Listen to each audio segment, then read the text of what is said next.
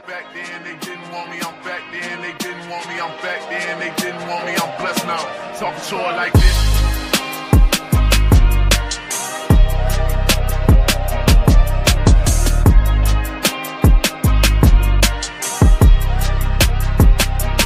Talking to her like this.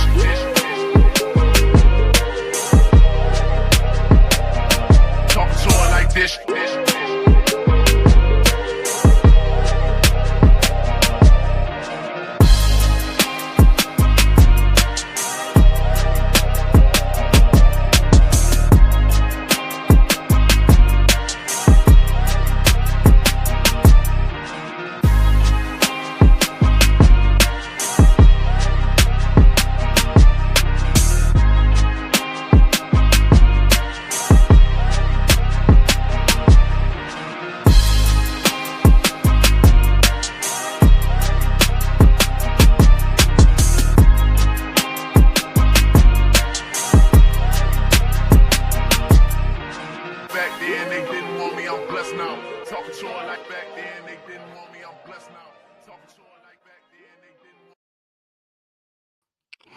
And what is the deal? What is going on? What is happening, Raider Nation? You are back for another live episode here of the Raider Rundown, man. And today we are going to be discussing the multitude of things, man. I got some brothers in the backstage. We're going to be discussing the move for Geno Smith that just happened yesterday, what it can mean, implications. We're going to be discussing free agency.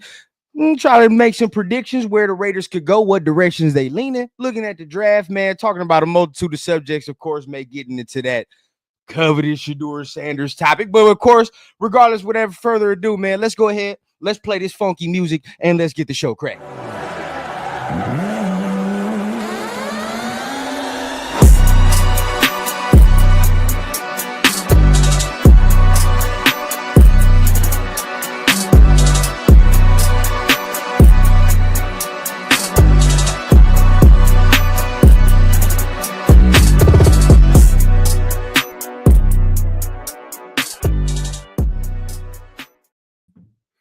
What is going on, man? What is the deal? What is happening, man? Like I said, back for another episode here of the Raider Rundown. Hit the like button, hit the subscribe button for your boy, but not only me. As you can see, man, we got the guys on screen, man. Some more of that Raider Nation family, man. My guy 805, my guy Jay Raider in the building, man. Tapping in with you guy, man. How y'all doing, man, today on this glorious Saturday, man? Go for doing it, Jay. doing beautiful. Loving it. It's a great day, man. Blessed to be here. Appreciate you, brother, having me on the show. Appreciate being on with my guy 805 too. We're gonna chop it up. We can talk some good Raiders football today for sure. Man, of course, man. The guy 805, man, been a minute since we've been on screen together, man. So what's going on with you, family? How you doing? It's been a minute, man. I appreciate you. Just letting me come on, share the screen with you guys. You know what I'm saying? Jay, we did something a few weeks ago on your Saturday show. I saw your Saturday show this morning. Checked in a little bit. Man, good job with that. But, man, it's honestly, man, let the news start to fly. That's all I got to say. You know what I'm saying? Yes, sir. Just in the last 72 hours, we got some free agents that we know are walking. We brought on some free agents. We got we got Geno now in the building and how that's going to play out. You know what I'm saying? And so let the offseason begin. It's going to be fun from here on out. But I appreciate you letting me join and chopping it up. Man, of course, man. It's nothing, man, when we got some people that's really about what they talking about, you know what I mean? Really in tune with this football knowledge, man. We got to have these intellectual football conversations. It's a must in the offseason because a lot of things can get skewed. You can go a lot of places. But before we get into the nitty-gritty of it, man, let's go ahead. Let's get to the chat, man. Give appreciation to all my people that's up in here, man. Armando Guzman, what's the deal with you, big dog? Glad you can make it in the building, man. Appreciate you for being here. Make sure you guys are tapping on that like button for your boy, man, 100%. And as we continue, man, my guy Ray Love in the building, man. What's going on, Ray Love? Salute. Raider P in the building, man. What's going on? Me, what's the deal, bro? Appreciate you for being up in here, man. Of course, Shacktown Raider Mike. What's going on, man? Alec M. Yes, sir. The 805 Raider. Hold on now. I got 805 here. I know what we doing, man. Hey, that's the 805 Raider. We're just gonna leave it at that. All right, but yeah, 100%. we're gonna leave it there. Man, my guy Freddie Chavez, what's the deal, big dog? In the building, man. Kilby in the building, man. He asked a question off the rip. We're getting recycled goods all the time, dog. Why? I'm not saying Geno's bad, but he got to fizzle out in a few years. Can we get a QB that's going to be here for 10 years or so? This doesn't exclude the move, bro. This don't exclude that move. I understand what you're saying, but we're gonna get into it, bro. To me, it's it don't exclude what we want, to be honest with you. Silver Smoke in the building, man. What's going on, Silver Smoke? Yes, sir. Raiders fool Chris. What's the deal? Of course, man. Of course, Mater. Welcome Raider back, big dog. From Hawaii. Yeah, facts, man. Hey, he over there living it up, man. He done inspired me. It's time for me to go and get it together. But Raider Dance, man. First time I seen you in the building, man. What's the deal with you, bro? Appreciate you for being in here. Hit that like button for me at the very least, man. But 100% Jason Marshall in here as well, man. Appreciate everybody for being here. Tap on them buttons. But without further ado, man, let's go ahead. Let's get into it, bro. The news, right? That the Raiders are finally, let's say, making a move for a quarterback. We got it last night, right? The Raiders have officially traded for Geno Smith. Right now, we got the news, of course. Working on some details with that. But let's start with 805, bro. I mean, initial reaction, how you feel, you know what I mean? And of course, with all the other details that are breaking, I mean, how's it all culminating for you? Like, how you feeling? Man, okay, so when it first hit, and we talked about it just before we jumped on, right? When it first hit, I had to take a step back and kind of think about this because, actually I dropped a video about an hour ago, just kind of breaking it down, my thoughts a little bit, because on my channel, I go live, love jumping on with you guys, but at the same time, I'll kind of drop videos when news breaks. And first and foremost, if you just think about it just on the surface of it, it improves our quarterback room. Oh, yeah.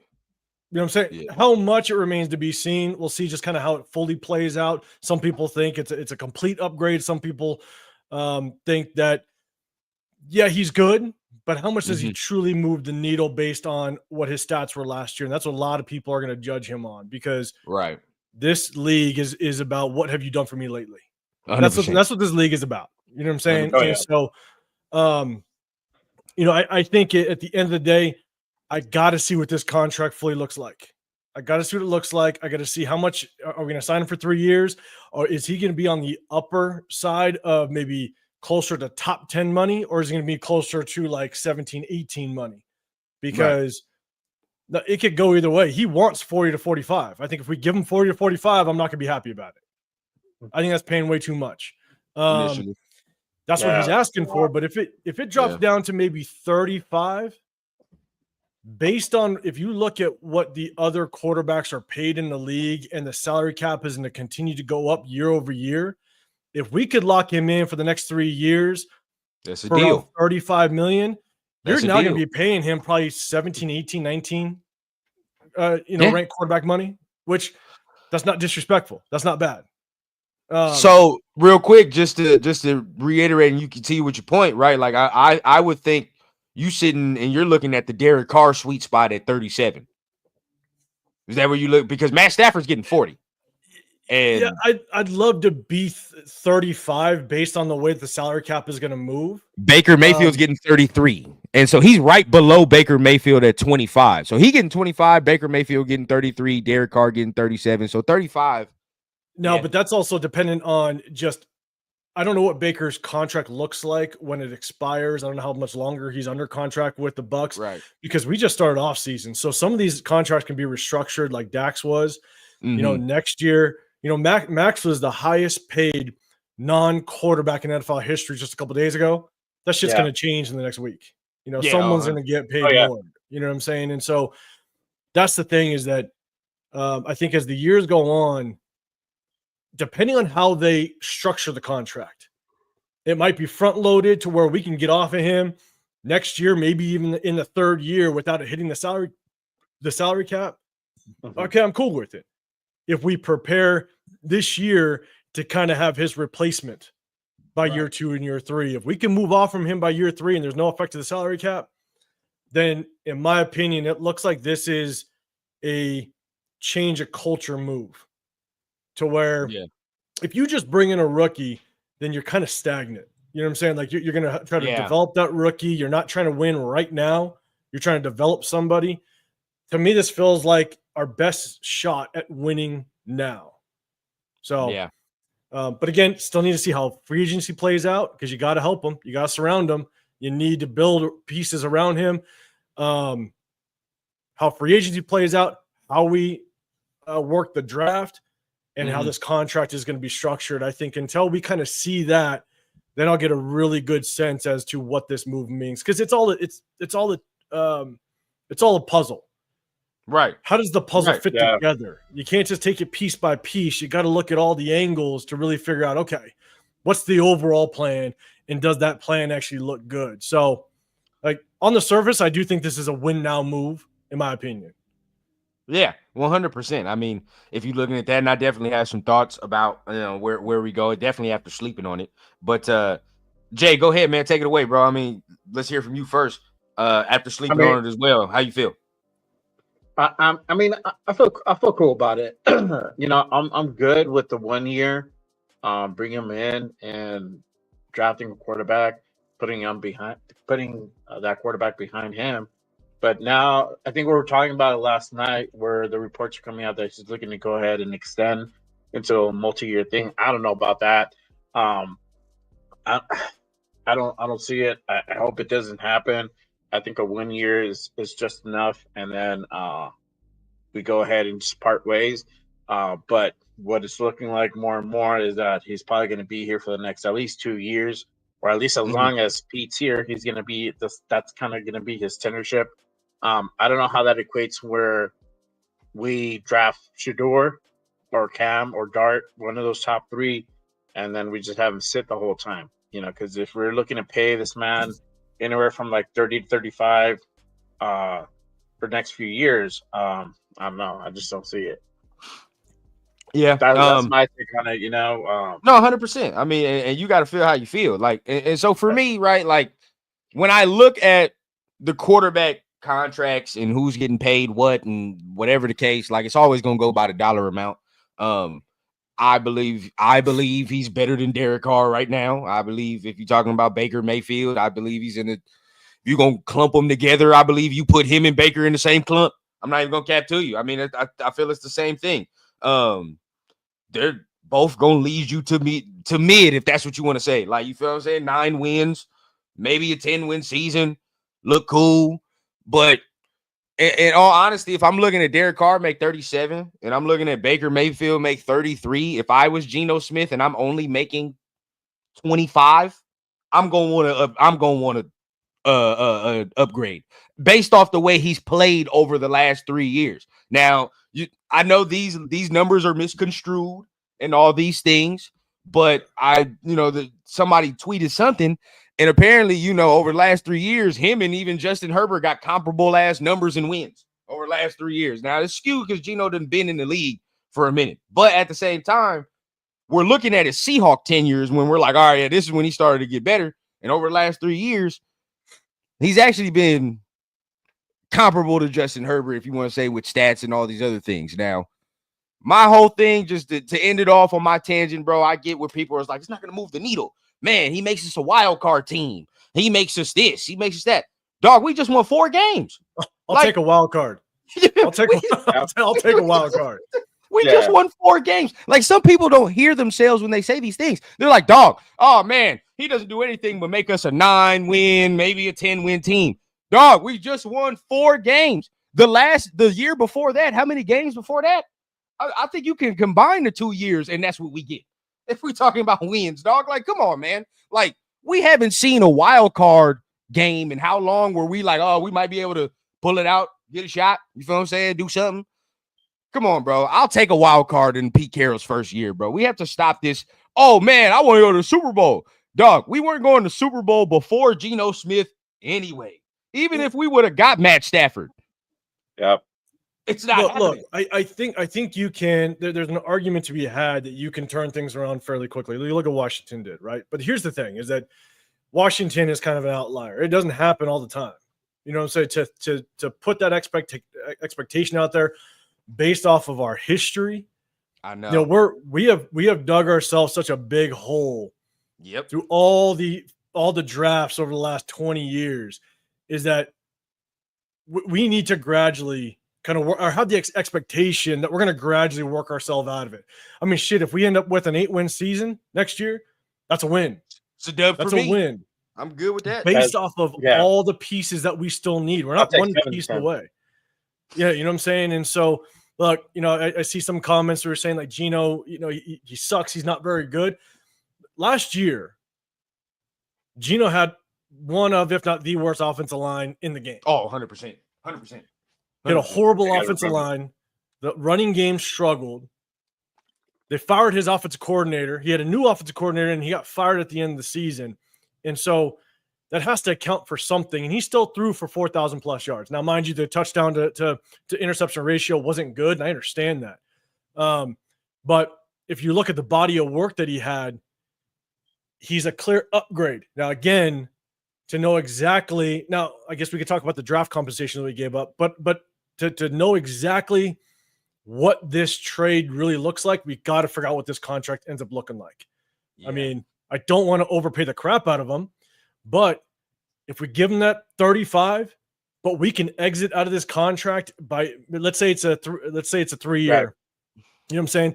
If we can exit out of that contract in 2-3 years – and move on from him, and we've kind of prepped to his successor. Okay, cool. Then you played your cards right. We got the win now quarterback. Again, may not be Super Bowl, but I think it changes the culture and it changes the expectation that we're here to compete. Not necessarily this is going to take a shit ton of time. And so 100%. That's kind of what I feel like this is. But again, got to see what the contract looks like. So can I say this real quick before you go too, Jay? Because I want to bounce it to you. Yeah. But when people give me the mid conversation, right? What did we watch Kansas City do before they got Mahomes? I mean, at the same time, yes, right? Like they weren't winning Super Bowls, but they was whooping our ass with Alex Smith. They was going to the playoff with Alex Smith. They built the culture of winning with Alex Smith. Before they said, all right, bro, we're in a position, take this dude where, and if you start Patrick Mahomes would be what he is right now, you're fucking lying or whatever the case, bro. But either way, right, let's take this dude where it was kind of scrutinized at the time where they took him and they was like, why the fuck are you taking this dude? But we have the stability now. We have the infrastructure. Andy Reid is here where we can go ahead and take this dude. We've won. The team is here. The team knows how to fucking win. So if we insert this young dude, bro, and now the rest of the team can help carry this dude when he's ready to carry the rest of them. So that's like, just for me, bro, we literally have seen teams do it. I don't know why we're so bullish on, man, it's Super Bowl or bust. Like, come on, bro. Like, be real with yourself. Can I just ask this question and then Jay, go for it? My question is, if we think Geno Smith is mid. Let's say you got him ranked as a 16th ranked quarterback in the league. Let's just say you match him up with one of the better offensive minds in the league now. Chip Kelly, we know he can run offense. Oh, yeah, no doubt. At a minimum, that could potentially improve Geno Smith to maybe a 12, 13 ranked quarterback. I'll take that all day. If Chip Kelly can do some work with him, improve his game a little bit, and now you can improve him to around a 12, 13th ranked quarterback. You give him some weapons to work with. He could scratch at least being in that conversation where he's that maybe 10, 11, 12th ranked quarterback. Yes. $35 million a year with an exit at the end of his contract. Okay. Now I kind of see what the plan is overall. So I'm just kind of throwing that question out to the chat because honestly, I think Chip Kelly has to be considered in how well Geno Smith could potentially play. 100%. Compare those two. So yeah, Jay, go. Yeah, and I said yesterday on the show with Run is that before they made this move, because mind you got to remember you gave up a third for Geno before even that was even put out there. I know they got together to ask Chip, hey, I want to bring in Geno. What do you think about him? What do you think about him in this offense? Do you think he can execute this offense? You know, and obviously the answer was yes. Can he progress? Can he be better? The answer is probably yes, right? The blessing had to go through Brady, and then here we are now, right? Everything had to go through like a checks and balances type of thing this is definitely Pete's pick, but I mean, this pick was made for the intents of purpose of it's a win now mode. This is the best person that they feel that's going to be able to go ahead and get us into contendership. And I'm talking about Super Bowl. I'm talking about just being a contender in the AFC West, right? You got to Yeah. compete against Mahomes. You got to compete against Herbert, Bo Nix, but you don't beat Mahomes by another quarterback. You build that. You do that through a defense, and that's what we're doing. We have key pieces in defense, and it looks like we're going to build that out even more, right? And it's So, like, and I didn't mean to cut you off, Jay, my bad. you're But good. You're good. really, like, you're looking like 805 is saying too, component piece, right? As we continue to fill out the team and see what it looks like, the draft is still here, free agency is still here, and I mean, by all intents and purposes, I do want to say this is a great point. Why are people discounting the fact of Chip Kelly? Like, when we got Chip Kelly, everybody was excited. They're like, oh, okay, well, now we got an offensive mind. But now when you get a quarterback that I believe is in that top 15 range, 16, maybe 17, if you want to say all that. But like you said, the game can be elevated. And quick last point, and I gotta see what exactly it is. But I believe the college system that Geno Smith ran at West Virginia is very similar to what Chip Kelly can run with his scheme as well. So there is some familiarity with how Chip likes to do things and how Geno likes to attack defenses. There are some components there that can be taken advantage of. But don't get twisted. Like Geno, he can still slang the rock. Oh, hell Book yeah. still throw. Yeah. You know what I'm saying? And so he still got it. Yeah, he's on the older side. Don't get me wrong. But he could throw the rock. And a good example is you have to take into consideration what coaching can do. Very good example. Look at Robbie Leonard. Look at Robbie Leonard's been at what he's been able to do with Caleb on Chase on, right? Once people said he should have been out the league, but at the same time, Robbie Leonard's been able to kind of revive Caleb on Chasen's career. You know, you look at what Kevin O'Connell did with Sam Darnold. The amount of people that thought Sam Darnold was absolute trash and wanted nothing to do with him. Look at what he's been able to do. So Biggest you got to take, out there right now. yeah, you got to take coaching into consideration. Now, I'm not going to say it's going to move the needle to where all of a sudden, you know, he's not going to make Geno Smith the number one quarterback in the league. I'm not saying that. But I'm saying if you put Geno as a mid quarterback, you got to compensate for what Chip Kelly could potentially do. And that can kind of move the needle a little bit and help him get to maybe that between 10 and 12th ranked quarterback, what he showed just a few years ago. So, you know, it's just taking coaching into consideration because that could play a massive role. And we see it across the league all the time. Yeah, 100%, man. Anything you want to add real quick, Jay, before we move on to the next topic? No, I mean, I think it's we I think we hit the nail on the coffin. I mean, it's pretty much it's a combination of coaching and then a skill set. I mean, this is the upgrade from AOC. I mean, that's pretty much what Raider Nation wanted. We most of us knew that AOC is not the answer. Right? Why is it being talked about in the media over and over and over? Raiders need a quarterback. Raiders need a quarterback, right? And here we are now. Somebody that wasn't really on my radar to begin with, and then that was literally slightly talked about, and then boom, here we are now. I was going more for the Justin Fields type move, but I think the Raiders just didn't want to take the chance and didn't want to wait on whether or not Pittsburgh was going to go ahead and keep him. And then this is probably the best route where, like, you know what?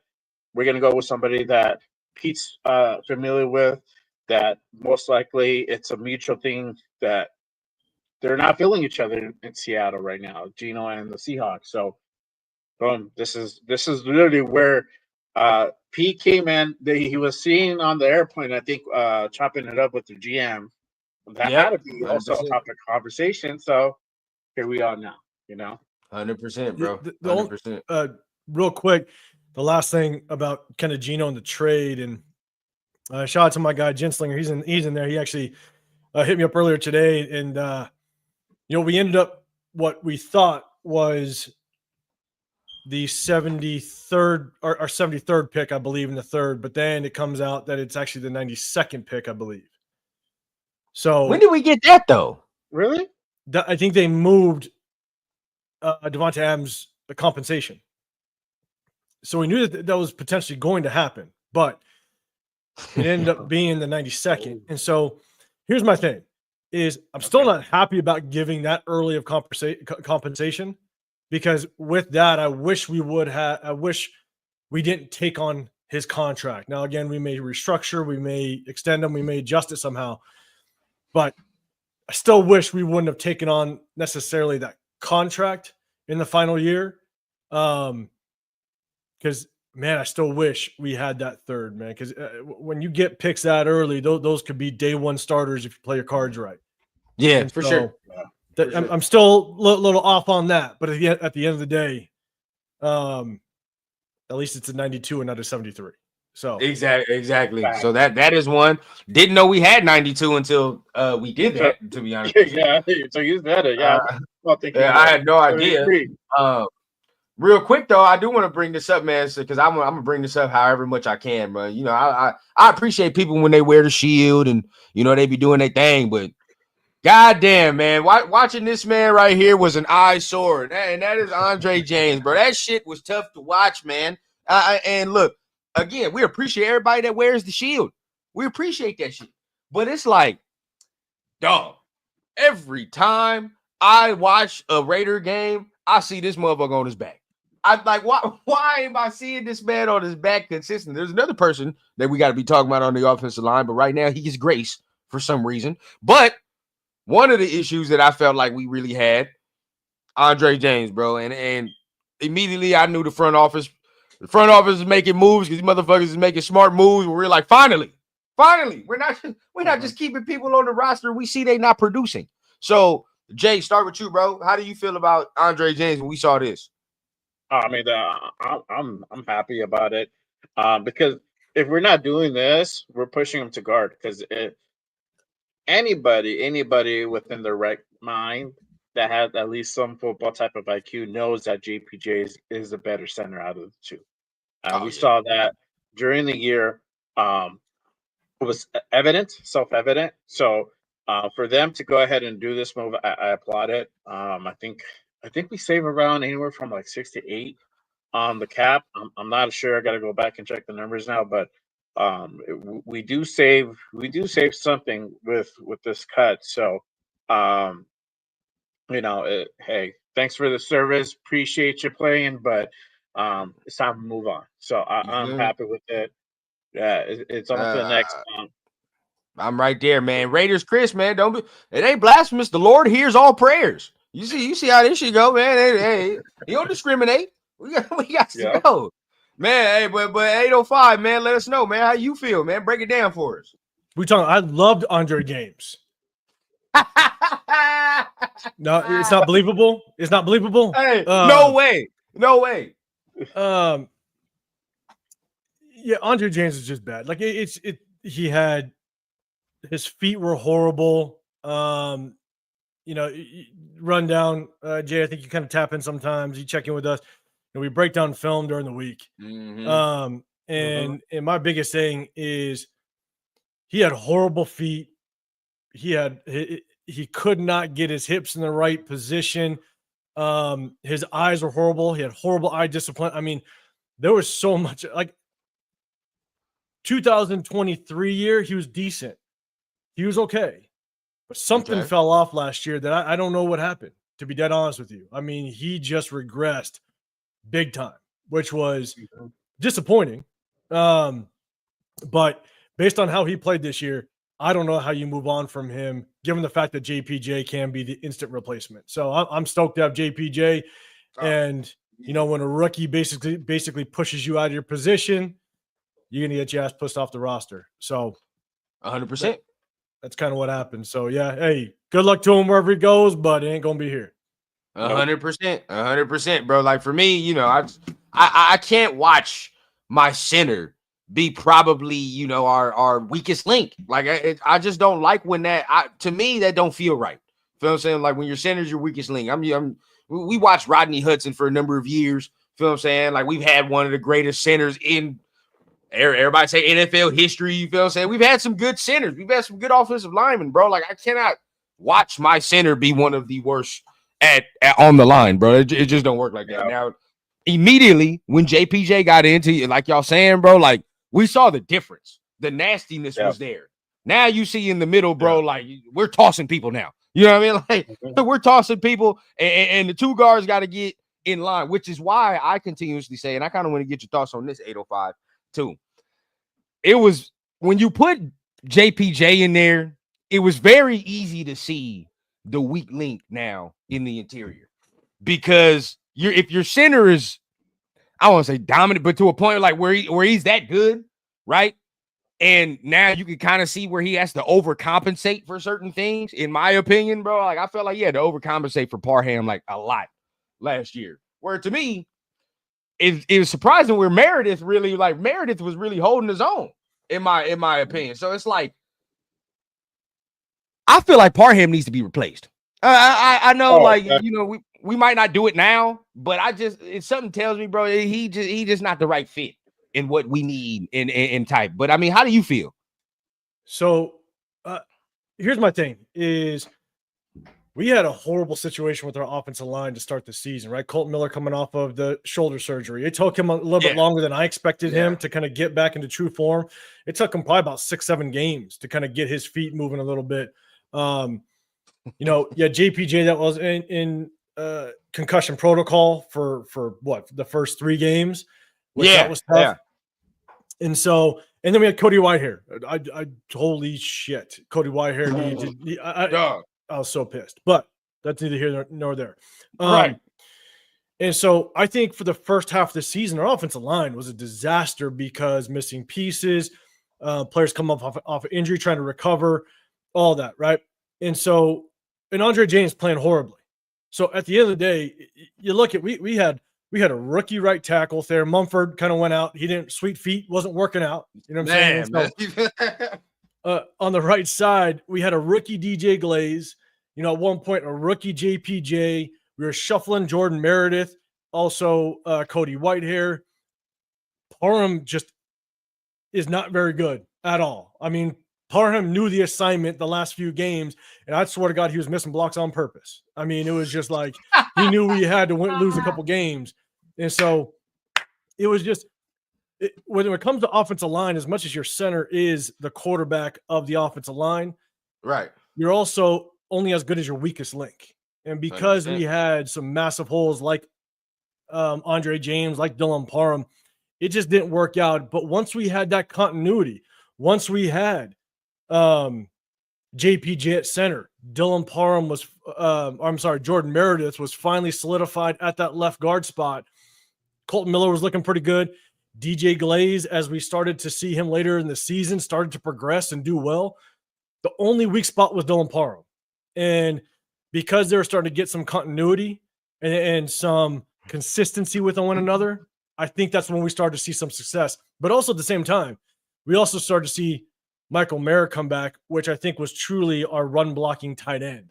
We were shuffling in and out practice squad tight ends as the main blocker, which no one can survive with.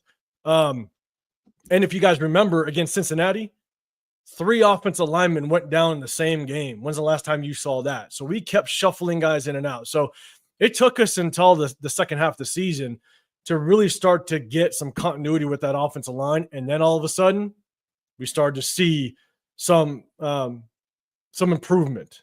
And so, Dylan Parham, I think, needs to be our backup. He can play center. He could also play both guard positions. So he's a pure backup, in my opinion. Alex Kappa, I don't know why we brought him in, but again, just veteran presence. I was gonna ask you about that because I saw y'all show, man. I saw what you said. When you dead last in every category, that's not by mistake. You didn't just so happen fall to dead last. Like you I hate to say it, but like you just proved dog shit. You know what I'm saying? So why? Like I think Jordan Meredith just got robbed. I mean, we brought him back on a $1 million contract, and then we bring back some guy that was ranked dead last in every goddamn category, and we give him a 2-year, $11 million contract. I think Jordan Meredith got robbed, but I'm glad he's back.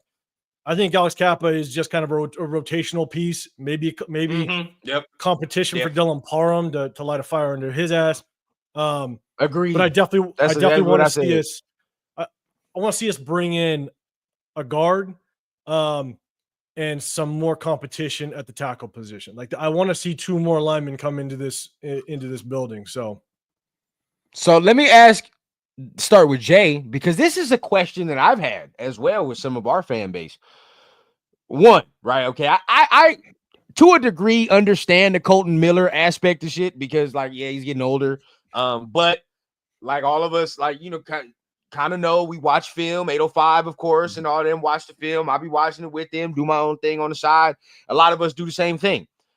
But we all knew the shoulder injury with Colton Miller was a problem. Like we knew that. It was evident. You saw it on film.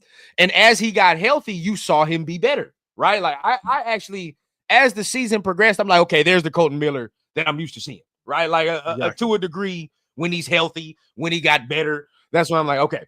So I'm not really worried about that going into the season. I understand everybody wants to do something about that. I get that. But Jay, my question to you is this. Why do I see a lot of people all of a sudden say that they want to draft a tackle in the first round? Get big money with a right tackle. Are we not happy with DJ Glaze anymore? What's the deal with that, bro? Like, let me know, how do you feel about DJ Glaze in the tackle position? Because see, a lot of people, they're not sold. They're not sold. Yeah, I'm kind of surprised. I mean, I'm sold on Glaze. What I've been saying is get a guard. That's something that we need. But if anything, I mean, you can draft a tackle for depth for Miller, but but realistically, the key position is really the guard position. We need either one or both of them. And you don't have to go ahead and use top draft picks for either one. You could use maybe one, but the other ones you can go ahead and get either 5th or 6th round. Remember, we got like 3 6th-round complimentary picks that is coming to us. Unless something changes that I know of, but we should still be able to go ahead and get something. I mean, Colton Miller, yeah, he had that injury, but I still feel that he was still able to go ahead and provide some protection. I don't feel that we need to go ahead and just like utterly replace that dude entirely. Definitely go ahead and draft for depth, for development. But to replace him, I think he's good. I mean, honestly, the guard position is really where I feel the need is at. Right. And shout out AR in the chat, man. Appreciate you for being here. Multiple people, have came to me with Mimbu. They like Mimbu from, I believe it's Missouri. I've heard some people say, I like Will Campbell to a degree, because they want to fortify the offensive line and they think, that's what we got to do. But for me, bro, I like Glaze. I mean, I like Glaze.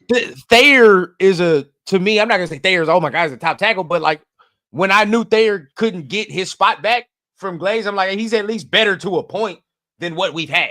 You feel what I'm saying? Like, Thayer could not get his spot back. Thayer got injured, came back from the injury, and it was the same shit like Andre James, bro. He could not get his spot back because Glaze was playing that much better than he was. So I think I'd give him another year to jail, bro. I like the continuity in there. I like how young our offensive line looks with him and JPJ Meredith. I believe he's a little mid-age, but he's not that old. He's whatever. Colton Miller looks like the older statesman right now, but even in tackle age, he's not fucking elderly. You know what I mean? In tackle age, I don't think he's elderly in tackle age. So I think, again, like y'all are saying, bro, you get a guard in the draft or whatever the case. I feel like we're rocking and rolling. We moving. You know what I mean? There's a couple guards I like, but 805, take it away.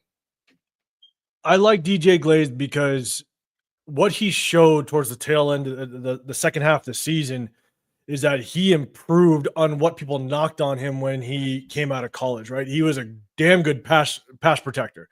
He didn't give up a single sack his final year in college in Maryland. But a lot of people, I thought he would be a better off at a guard, but a lot of people thought he struggled, and he did. I watched the film. He struggled a little bit when it came to the run blocking side. What I saw the last 4 or 5 games last year, he excelled in the run blocking. He actually did a damn good job in the run blocking. And so where he still was good in the pass blocking, I think he improved a lot in the run blocking. And again, maybe it's Joe Philbin. Maybe Joe Philbin stepped up in this O-line room and really helped out some of these guys improve, which, again, got to take coaching into consideration. If DJ Glaze can grow off of what he did last year, he could be a solid right tackle. And then we really just have to address the guard position.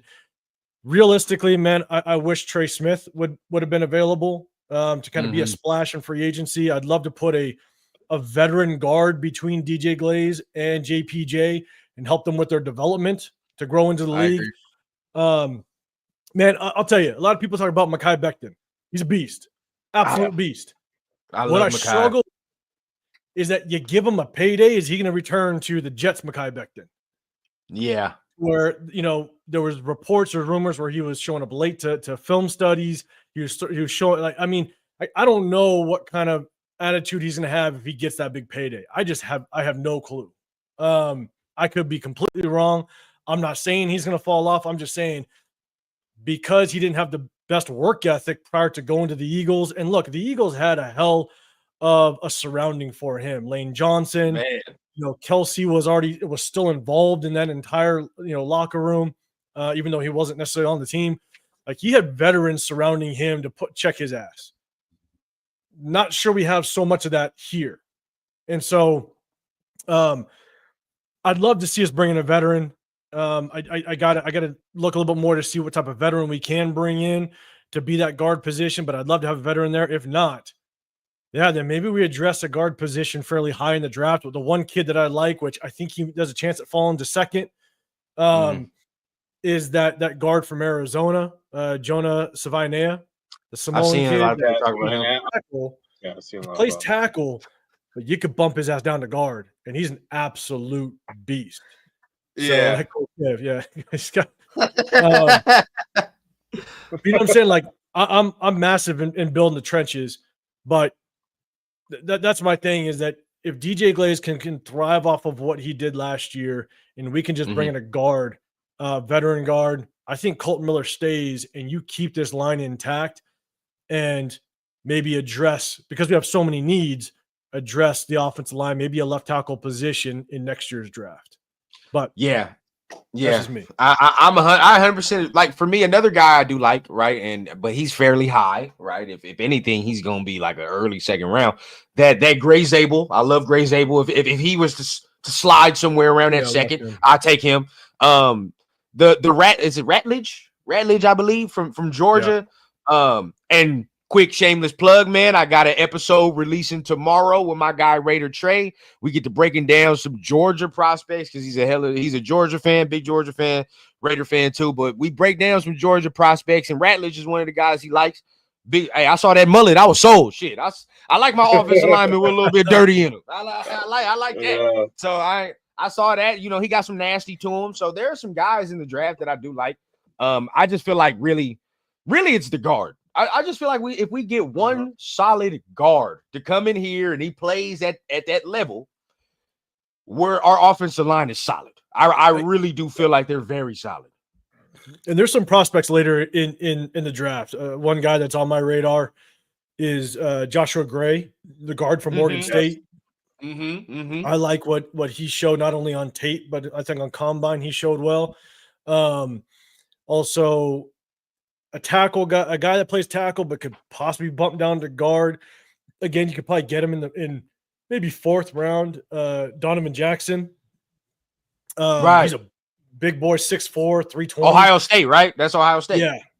Okay. Yeah. And so, there's some guys later in this draft that we can prioritize to come in and not only compete for the starting position, but again, I'd love to see a veteran, somebody that can help with JPJ and DJ Glaze development. I'd love to see that, but I definitely think we got to address the guard position. I'm 100% on that's perfect world, because definitely the veteran is perfect. Another guy, I don't know, 805, me and you, we can go for hours on that, but I think it's NC State.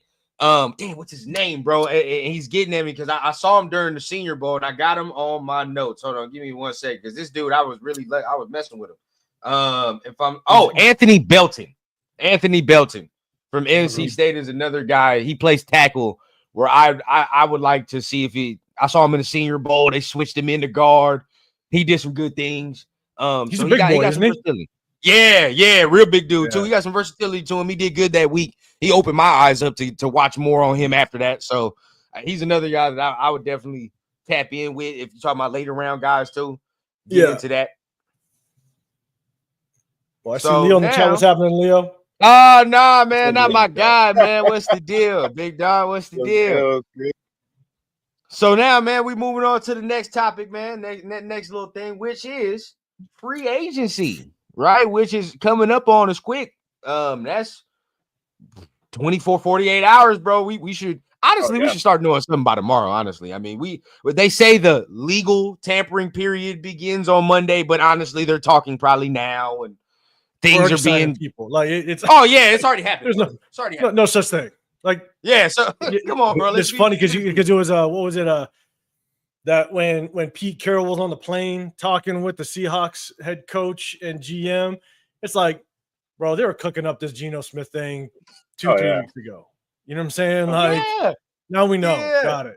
So and this is the funny thing, like people, yes, they conduct themselves with a certain level of business and things of that nature, but like sometimes some of these conversations go down just like how we talking right now. Hey, how you think about trading for Geno Smith? I don't know. I might take a third for it. I don't know. I gotta sleep on it. Let me think about it. Like, what do you think? Week later they call me like, you know what? Yeah, I slept on it. You might as well. Yeah, I can do it.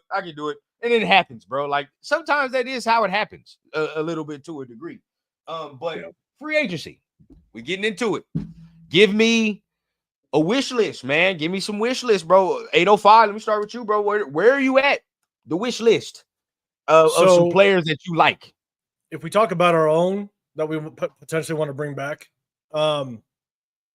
with the Geno Smith contract now in place, or what it potentially will be, I think 100% you prioritize Spillane. I think we bring back Spillane. You don't bring back Spillane. You got this entire linebacker room, and now you're starting from scratch. Now you're trying to find another veteran. You're trying to find someone in the draft. You're starting back from square one. Robert Spillane, you got to give some consideration to the fact that you bring back Patrick Graham. He's going to be able to run that defense from the start. You bring in any free agents that have been outside of this locker room. He's going to be able to teach them, set this example with Max from day one. And so he's going to wear the green dot. That's got to compensate for something. And he balled. Absolutely. I think Spillane deserves to come back. I don't know what his contract. I mean, if you bring him back for somewhere around, 10, 11 million for maybe like a 2-year, I'm all for it. Bring him back and maybe we draft his replacement next year, whatever it may be. But I think you bring back Robert Spillane. I'd love to see us bring back Adam Butler. I understand this D tackle class is deep. I understand it. I know a lot of people are high on Mason Graham. There's a lot of D tackles that I like. There's even a young kid that's currently on our roster, which is Jonah Laulu, which I think balled towards the tail end of the season. But here's the thing is, as much as he's young, I think we can bring back Adam Butler at a pretty decent price. I don't think he's going to be asking for, a shit ton of money. Now, you definitely want to pay the kid a little bit. He's 30 years old. He's been in the league for 11 years. He's never gotten his big payday. So he's going to want a little something.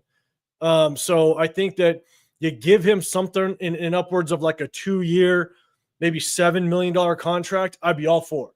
Without question, give him a decent amount of guaranteed money, because I'm telling you, you put Max Crosby, Christian Wilkins, Adam Butler, and then you bring in maybe Caleb Von Chase on to kind of anchor that opposite side just to make sure that quarterback doesn't have an immediate exit out the pocket. That's nasty. That could, without question, be a top 3 defensive front in the National Football League. 100%.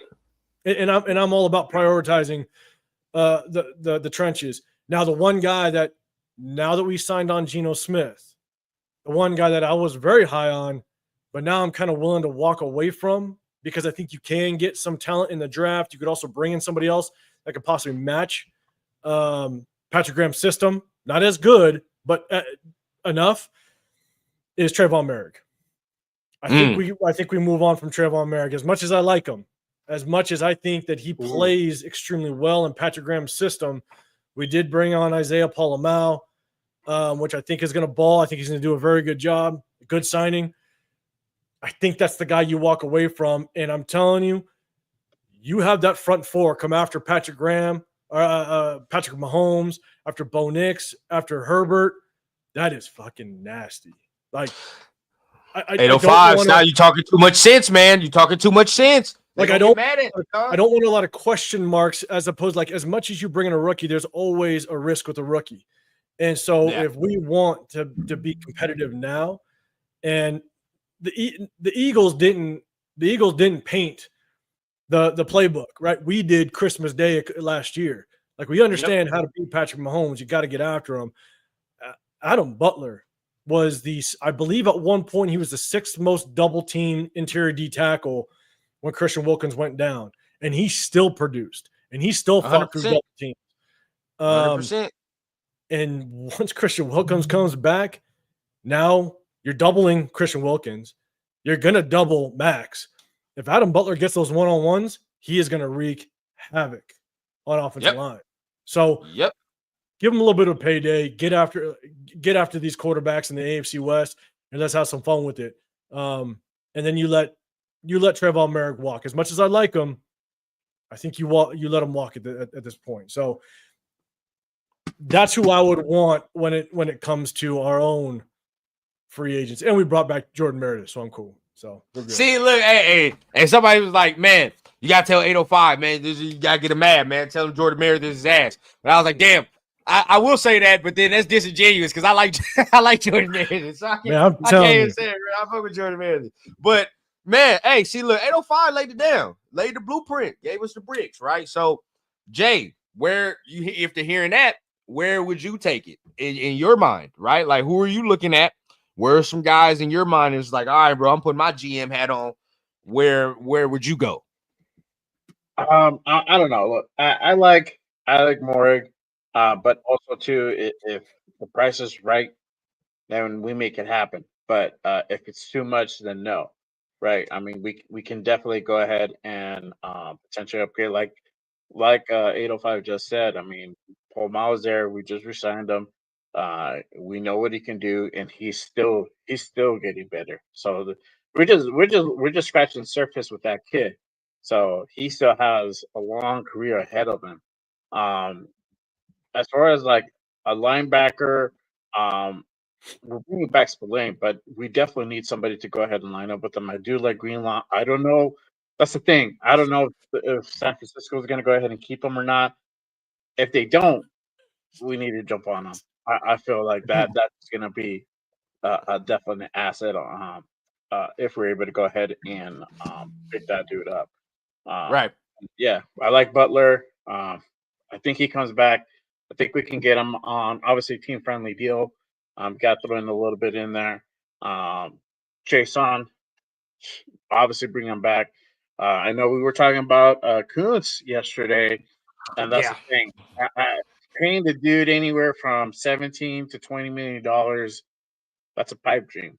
You know, somebody else can go ahead and do that, but not us. If you can get him anywhere between that maybe 12 to 15 range, I think we'd be all right. I know some people would be like 15 is a little bit too much. That's on the higher end, right? But if you get him $12 million range, 13, I think we good. I think we take it, and we definitely go ahead and give him a shot. But remind you guys, we're just going off 6 games that he played the other year, right? He was out for the whole last year, non-injury contact. You take a big risk with that dude. So, and we can definitely upgrade. I mean, we got Chase on, so I see, and that's my thing. Like, for me, a lot of our own free agents got to come back. Now, I mean, if I'm talking about outside dudes, because Jaden broke it down too, man. I mean, it's a lot of our own guys on the defensive side of the ball that I feel like we got to bring back. We talking about Spillane, get him back. I've had the conversation with 3 dudes that I'm like, if they leave, I'll be like, damn. Shucks. But I ain't gonna be like, oh shit, I'm shedding a tear. Like, bro, Nate Hobbs, I'm not gonna lie. I'm okay. I'm okay with him leaving. I am. Right. If he stayed, so be it. But the number must be right. I like DJ Reed personally. I like DJ Reed a little better. I think he's a better corner as of right now, and he's just more consistent. Let's just say that. More consistency is going to equal better, in my opinion. That just is what it is. So cool, whatever. If you want to bring Chase on back, I understand, but that's 17. If he wants anywhere from $15 to $20 million, bro, I cannot do that with him. That is way too egregious. I understand he gave us them 8 games, and them 8 games were spectacular. This motherfucker looked like prime Lawrence Taylor in the 8 games. I understand. I get it. But it's 8 games. I get it. Yeah. But it is 2 years ago. And I cannot pay him $15 million based on 2 years ago. I cannot do that. That's a lot. That's a lot of bread. That's a lot of bread. Now say this, right? If we work out a deal with that and he's like, all right, you give him like 13, something like that, fine. Because if you want to sweeten the deal, if you want to say we're going to take care of him, that's whatever, bro. And then you're not bringing back Hobbs, sure. Butler's going to be cheap. You got to do that. That's a no-brainer in my opinion. You got to bring back Butler. Got to bring back Chase on. No-brainers. Trayvon is the interesting one because I didn't know if he was going to be with that 805. And me personally, I've continued to say, well, let me know because I've had this discussion, right? Mm-hmm. You can definitely we have this discussion. I know Trayvon. We like Trayvon. Prior to the season, he was not doing what he was doing to end the season off to make us like him, right? Like he was closer to the line of scrimmage, closer to the box. Now he was doing different things. Prior to that, we were using this man as a deep third safety. And a lot of us were like, bro, before this season, bro, a lot of people were like, he's okay. You know, like if we re-sign him, whatever the case. Now, all of a sudden, he's the hottest commodity since sliced bread. So now it's like, all right, now we need to get him. But me personally, I like Isaiah Palomino closer to the line of scrimmage in the box. I just feel like he's a bigger body, makes more plays, more physical when it comes to a point. So where are you on that? Because I feel like now we're going to ask Palomino to low-key play out of position to a certain degree, right? Like to a certain degree, I feel like he's going to have to do certain things that his strength is not there. I would feel like, but you let us know that. This draft is fairly deep enough to where you can bring somebody in that can play the same position that Merrick did. And Isaiah Palomino can continue to play the position that he did last year where he found success. I'd hate to remove him from where he found success. And so if you're okay with moving on with Trayvon Merrick, then you got to find someone that's going to play that same role and not move guys around too much. I guess my biggest thing with Trayvon Merrick is because we brought on Marcus Epps, it was a very good fit to move Trayvon Merrick around because of what Patrick Graham wanted to do with his defense this year. Right. And I think that's why prior to Geno Smith and what we know, what we potentially are going to have to pay him, I was all for bringing in Trayvon Merrick because Trayvon Merrick, I think, played so well through Patrick Graham's system this past year. Now that they found a spot where he can basically dominate, because that's what he did last year. He dominated last year in the position that he played in the run support, as well as being able to kind of drop into. He was never really a deep safety type of player. You know, he's more of that box type of safety. And so I think Trayvon Merrick could have been that heartbeat of the secondary, that captain of the secondary, and you bring him back. But again, it's like I was saying at the beginning of the video, right? It's the puzzle piece to the whole picture.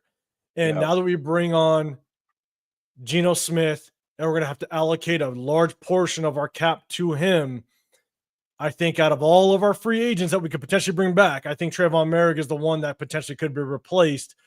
That is not going to have a massive impact. Again, I just absolutely love Adam Butler and what he brings to the table, and you can bring him at a fairly inexpensive price. I think Trayvon Merrick, you walk from him. As much as I think he can completely ball in Patrick Graham's system like he did last year, I think, unfortunately, I'd have to kind of move on from him because, look, he might go somewhere else. He might go to Jacksonville. He might go to I know there's been rumors that the Broncos might want to look at him. He might go somewhere else. They're going to play him in a different position, and he might fall off. You never know. Maybe. Yeah, maybe. You never know what's going on with that. And So with that, like, again, a lot of guys we're talking about are defensive free agents, right? And before we continue, shout out Raider Biggs, man, for the $10 holla, man. We appreciate you. Thank you for the $10 super chat. He says, is not anyone or isn't anyone concerned about Geno's red zone interceptions? We've struggled over the past year scoring in the red zone. He thinks he is Aaron Brooks 2.0. Aaron Brooks. Uh, bringing up the Aaron Brooks name.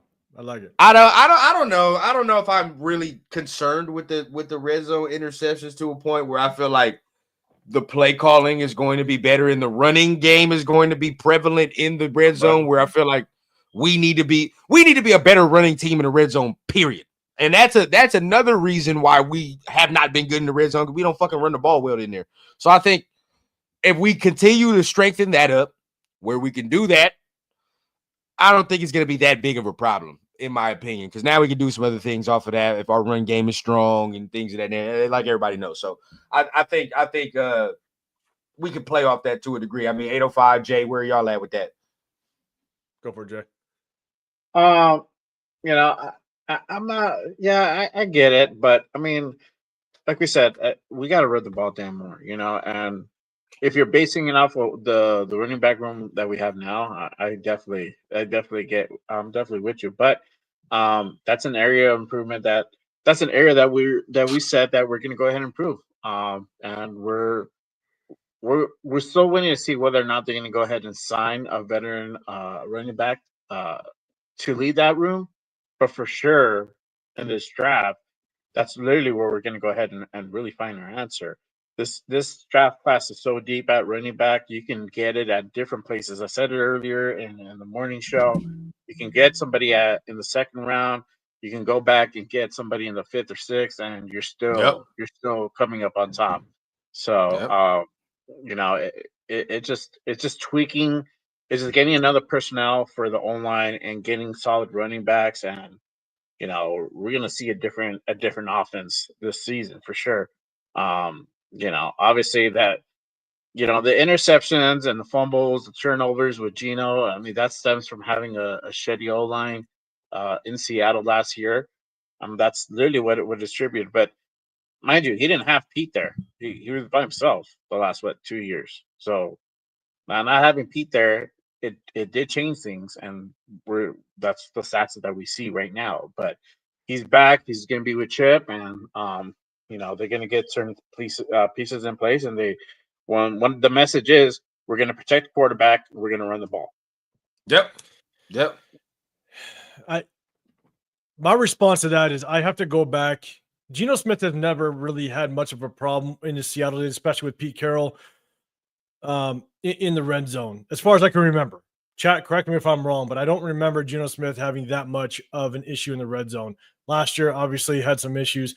I have to go back and watch the film, and that's what I'm going to do. I'm going to watch the film to know, was it necessarily Geno Smith making the mistakes? Was it offensive play calling?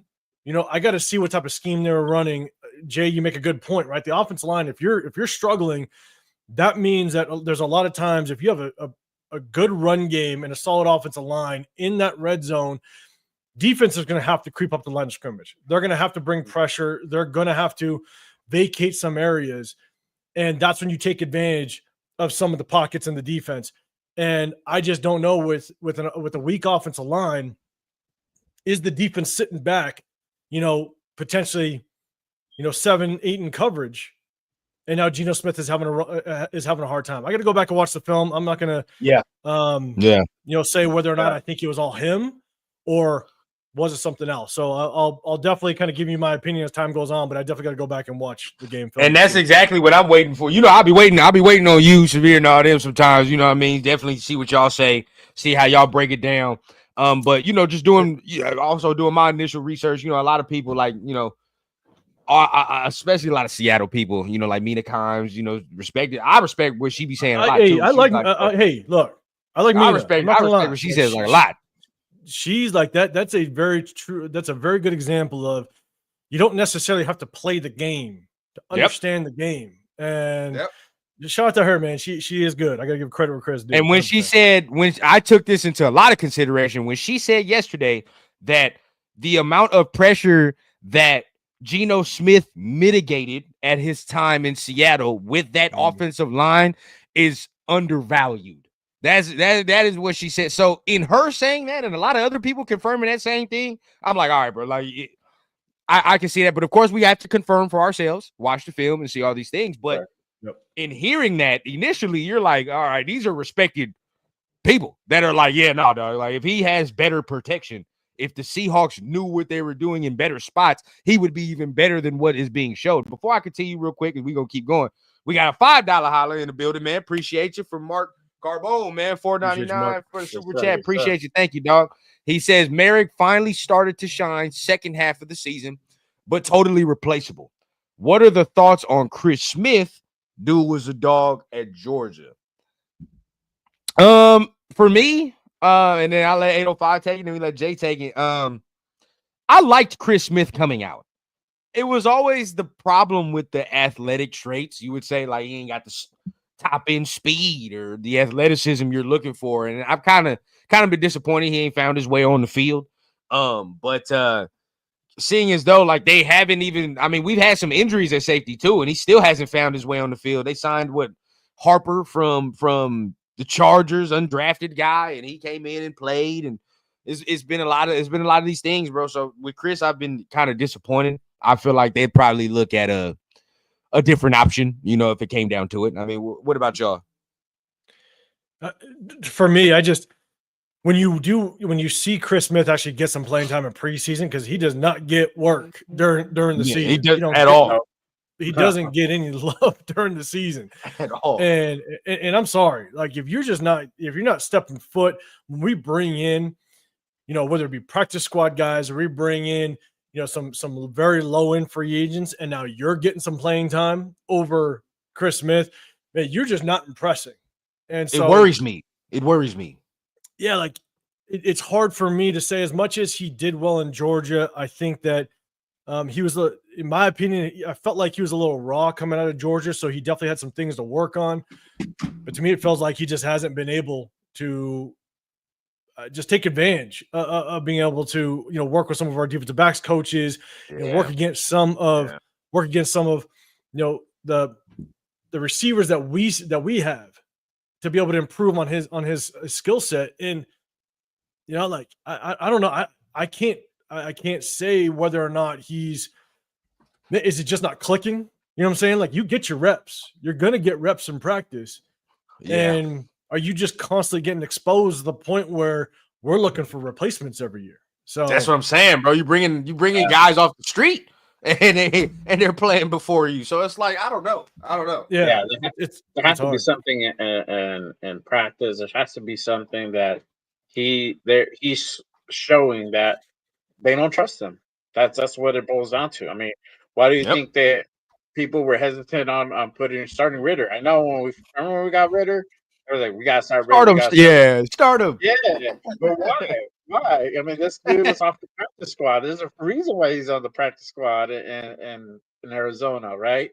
And he came on. He came on because we lost AOC, and then Gardner was literally the only one in, and then he ends up getting hurt, and we needed somebody to be there. Carter Bradley, they didn't have faith in Carter Bradley. They're seeing something in Carter Bradley that they don't want to put him in. If he was lining it up in practice, then they'll be like, all right, kid, you're up. It's time to show them what you got. You do good in practice. Now it's time to put it on the field. That's what it's boiled down to. I think that's what it is that we're seeing. That's why I know he's there, but yeah, he ain't the one. They even drafted, Trey Smith and all. I mean, not Trey Smith, Trey Taylor from Air Force. We still ain't seen that. So like, it's like they're looking for replacements in that room. Run down real quick. Big L had a comment. He says, "Do you think Zeus might be good in this offense?" I saw that. Man, I'll be honest, man.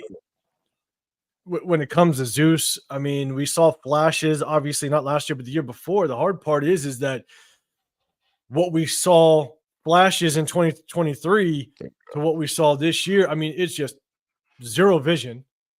Yeah. He's basically just going to run straight. It's unfortunate. There's certain criteria that I like to see in running backs. And obviously there's the vision aspect, but I want the running back to be able to make the first man miss. That's what I loved about Josh Jacobs. Josh Jacobs had that nasty innate ability to make the first man miss. If you're a one-on-one, if you didn't cut that edge on Josh Jacobs and he was one-on-one with the safety cornerback, maybe even a linebacker, he's gonna give you that quick dip in, dip out, and he's cutting underneath you and he's gone. Like, he had that innate ability to make that first man miss. With Zeus, I thought he'd be a decent power back, and he didn't even show that. He didn't even show that he could be that short yardage back. And so I think there's merit into a lot of people thinking that the Raiders need to prioritize picking up running backs. I'd love to pick up 2 running backs in this draft this year. And I think there's merit to that because I feel like Zeus just something happened with him falling off. Our offensive line wasn't great, but I don't see Zeus being able to find success, at least with us. Maybe he goes to a different, a change of scenery and it works different for him. I don't know. Now, I'll be honest. Who was our running back coach last year? Cadillac Williams. Yeah. It could be coaching. Yeah, I'll be dead honest with you. I coached this game for a very long time, so I put a lot of merit into coaching. It could be coaching because I'll tell you right now, there was a clear fall off in our running back room, and coaching could have a play in that. So maybe Zeus just needs to change the scenery and move on, to be honest with you. So here we go. We got some more super chats in the building, man. I appreciate all y'all, man. And you know, as always, man, every super chat is appreciated, bro. Much love to everybody, but Big Lil Bosco with the $5 holla, man. Thank you. He says, sup panel. So do you guys not believe that Zeus can thrive in Chip Kelly's offense? Run down, forgot you was a running back. What do you think? In my opinion, bro, I hate to say it because I learned my lesson with Zamir, right? You learned the lesson. And not even saying like, oh yeah, like I think you'd be able to be a starter running back. It's just like spotting certain shit, right? As far as the talent, right? And just spotting certain things. Going back and watching some of what he did with AP at the end, you look at some of the holes that were being opened. There was not a lot of vision that was displayed, and there was not a lot of agility displayed in what he was doing. It was more of, oh, I see the hole, boom, I'm there. Like, you feel what I'm saying? I'm gonna run straight and accelerate there. But as far as that stop and start, that agility to be able to see the hole, bounce in and out, do those things, he's not gonna be able to do that, right? And more along the lines of, for me, right? And I know I want to know how y'all feel. Like, I'm throwing away Zamir and I'm taking Quinshon Judkins in a heartbeat. And putting him back in Chip Kelly's offense, because guess what? Like, all I got to do is go back to last year and see what Quinshon Judkins did in Chip Kelly's offense. That's all I got to see. And I know what he can do. And I feel like that vision, that quickness is way upgraded. Especially, you can just throw out a couple more running backs in this draft. You talk about Henderson. You talking about Hampton. You talking about a lot of these guys where the vision and the quickness and all these things are just way better. And they the eyes and feet marry each other way better, bro. So I think we're done with Zeus, in my opinion. I don't think that's a guy that we can continue with. Now, if you want to say you just want a guy that's just going to barrel his ass in there and make the defense tired and shit, and you just need a war hammer, then okay, let's do that. You feel what I'm saying? Like, just put his body on the line for the cause. But other than that, like, that's all I'm using him for, to be honest with you. Yeah. That'll be another super chat. Another super chat we got. Raider Biggs asked, question to the panel: Carroll and Smith, week to week, against Mahomes, Reed, Herbert and Harbaugh, Nix and Peyton. Where's the fear? I'm gonna just be real with you, Biggs. To be honest with you, I said it multiple times, dog. I get it, right? It looked good with Justin Herbert. It all looked good, but him and Geno got the same amount of playoff wins. So I don't give a fuck how it looked. You feel what I'm saying? Where's the production? Bo Nix. Yeah, it looked good last year, but this is year 2. And I still don't think Bo Nix is all that good, to be honest with you. I think Sean Payton is going to take it as far as it needs to go. I'm going to be real with you. If Sean Payton's off, the whole shit's off. I just don't think he's there. I don't think he's all that. But same amount of playoff wins, year 2. There's only one dude in this division that everybody's chasing, dog. Everybody else ain't did shit, in my opinion, but that's just me. That's just me. It just looked good with everybody else. It just feel whatever. You just like the way it looked. It visually pleases you. But other than that shit, dog, like, that's it. But Jay, take it away to 805. How are you? I mean, I think you said it, bro. I mean, Mahomes is really the only one that you're gonna look towards to. They're the ones leading the NFL, leading the AFC West. That's the team that we need to go ahead and beat. And it's not gonna be through Geno. Geno's there as a tool when our defense steps up. We know what our defense can do. We've seen it happen, right? We held these guys to like 19 points on Thanksgiving. We just didn't score enough points. That's the problem. We had no offense, no run game. That literally was the determining factor. If we had Geno and we had a pretty decent run game last year, we would have won that game. We would have Yeah. even won the first meeting too. I mean, we only Yeah. lost it by a touchdown. So these games are close. All of the games, I think, except the Broncos game in Denver, which I was at, that's the only one that got out of hand. Other than that, they all been within maybe like 10 points, if that, But Mm-hmm. literally, the the way these games are going to be determined is by the defense. The defense, and then having a productive offense. We don't have to have a killer offense or we're just blowing teams away 30 points or anything like that. We just need to be able, at this point, we just need to be able to go ahead and produce consistently. That's the key word here, consistently, and that's established by the run game. So yeah, I think it's just literally going to boil down to defense. That's why I think we're bringing back certain pieces because those pieces have proven themselves and just adding to it. So either through free agency, but I feel it's going to be through the draft. It's going to be a Right. little more defensive draft, I feel. Yeah. Yeah. Where are you at 805 on the subject? I guess the biggest thing is, Jay, to your point, right? And I think we've all kind of talked about and touched on is our quickest path to success this year is going to be through the defense. You bring Patrick Graham for a reason because you want to keep this defense together. You want to keep that consistency, the continuity, and bring this thing together. That's why I do think we're bringing back Robert Spillane. I think that's going to happen. 100%. 100%. Oh yeah. That's why you prioritize Max Crosby, right? So, I don't know if you just need an offense that's going to average you 21 points. If you average 21 points, that's going to get us to a minimum of 8 wins, in my opinion. And so if we can do that, then we're going to be competitive. Now, again, all these other teams are going to start making moves, right? They have their own offseason as well. And so we're going to kind of see how it plays out. And I'll tell you, man, I'm not to derail it, but Kansas City with Worthy getting his shit in trouble. Hey, hey, man, what the fuck be going on over there, man? I mean, I love it. Oh, man. I love These it. motherfuckers are the ones. They talk about us and shit. Yeah, they be talking all the Raiders are thugs. Well, they can't come to Vegas. A lot of bad shit be happening.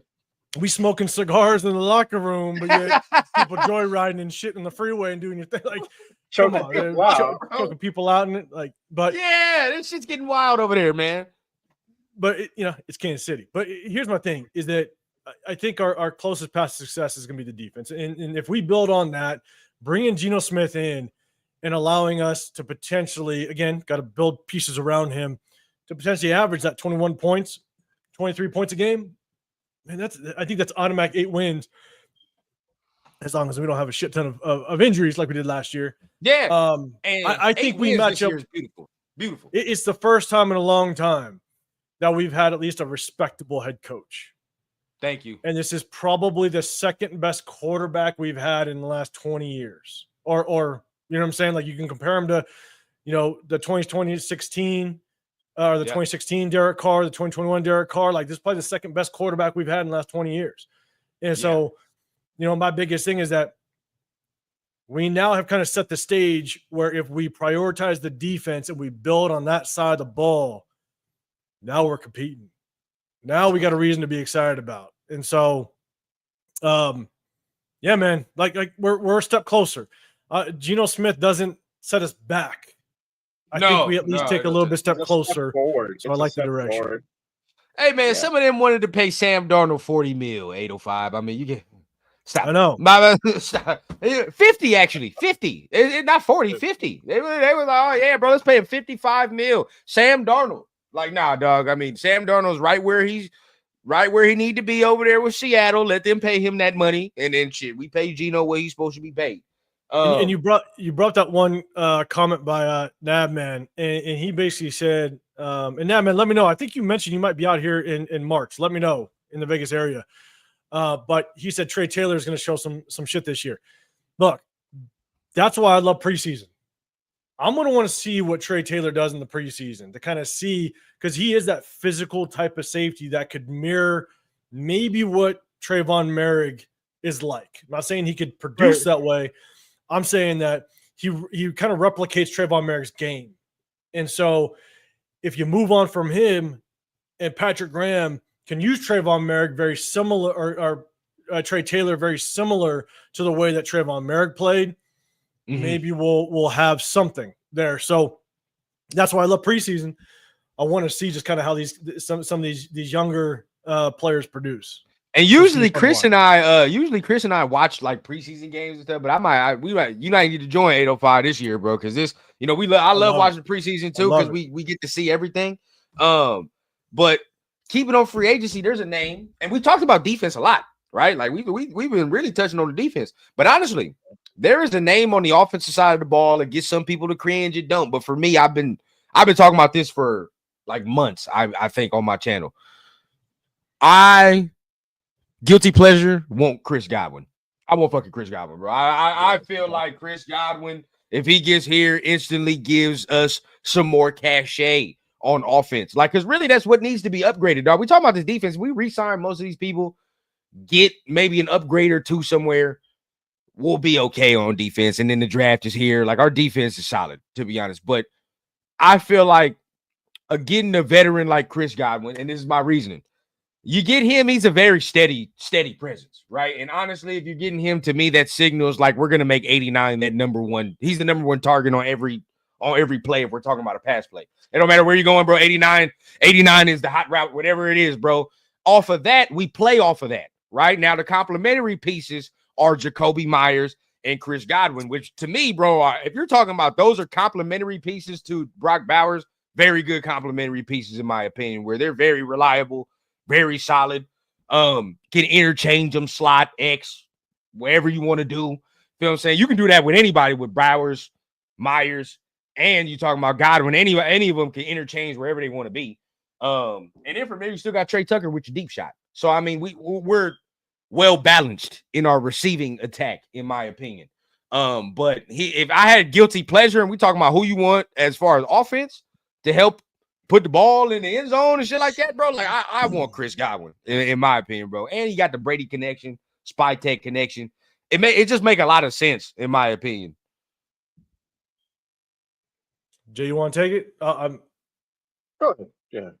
So I was looking at the salary cap. So look, I like Chris Godwin. I think Godwin is a hell of a receiver when it comes to reliability, not injury, but catching the football, right? He doesn't drop footballs. I mean, he's a hell of a receiver. You got to take in consideration the injury, which sucks. Yeah. But here's my thing is that, you look at what we need.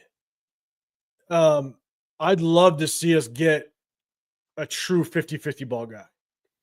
Yeah. I think there's a good chance we bring in Tyler Lockett to kind of have that rapport with Geno Smith. Of course. Because he's going to be cheap. He's not going to be an expensive option. But I think he's a reliable fail-safe for Geno Smith, right? You put him on the field, Geno Smith knows him. He could be that go-to all day long, right? And so as he's getting used to the system, as he's getting used to his chemistry with the receivers, I say this a lot. One of the hardest things to do with a quarterback, or one of the hardest things for a quarterback, is to get chemistry with your receivers. Because I've said this for a very long time when we break down film and when Devontae Adams was gone. And even with Devontae Adams having his kid in the offseason and then not playing preseason and just showing up game one, he didn't have that connection with the quarterbacks. Because Devontae Adams is going to run that slant route five different ways, depending on how the defense lines up against him. And so bringing in Tyler Lockett and Geno Smith, just having that safety blanket, I think is going to be huge. And so I could see that happening. Now, Jacoby Myers is one of the best just full route tree guys that we have. He can run that route tree. He can run every route on the field. That's perfect. Brock Bowers could be looked at as our true number one target, not necessarily number one receiver, but our true number one target. I think we need a true 50-50 ball guy. I'd love to see us get that 6'5", 215, 220 pound target that could be that true 50-50 ball guy. Even better if he's a deep threat, and just have that balance and that threat across the field. Because Jacoby Myers, I think if you bring in Chris Godwin, and I don't know exactly, to be honest, I don't know exactly what he's looking for price wise, but I think if you bring in Godwin, then you're not bringing in Lockett, and I like some guys in the back half of the not the back half, but I like guys later in the draft, like a Savion Williams. I've been on him for a long time. I think Savion Williams could be a really good 50-50 ball guy. That is, he's not a full route tree guy. That's the thing. That's my thing with him. But the thing is that we got Jacoby Myers. Jacoby Myers can be that full route tree guy. Right. The Will Campbell from Colorado, tall, fast, lengthy guy. I think we can go ahead or I'm sorry, Will Shepard.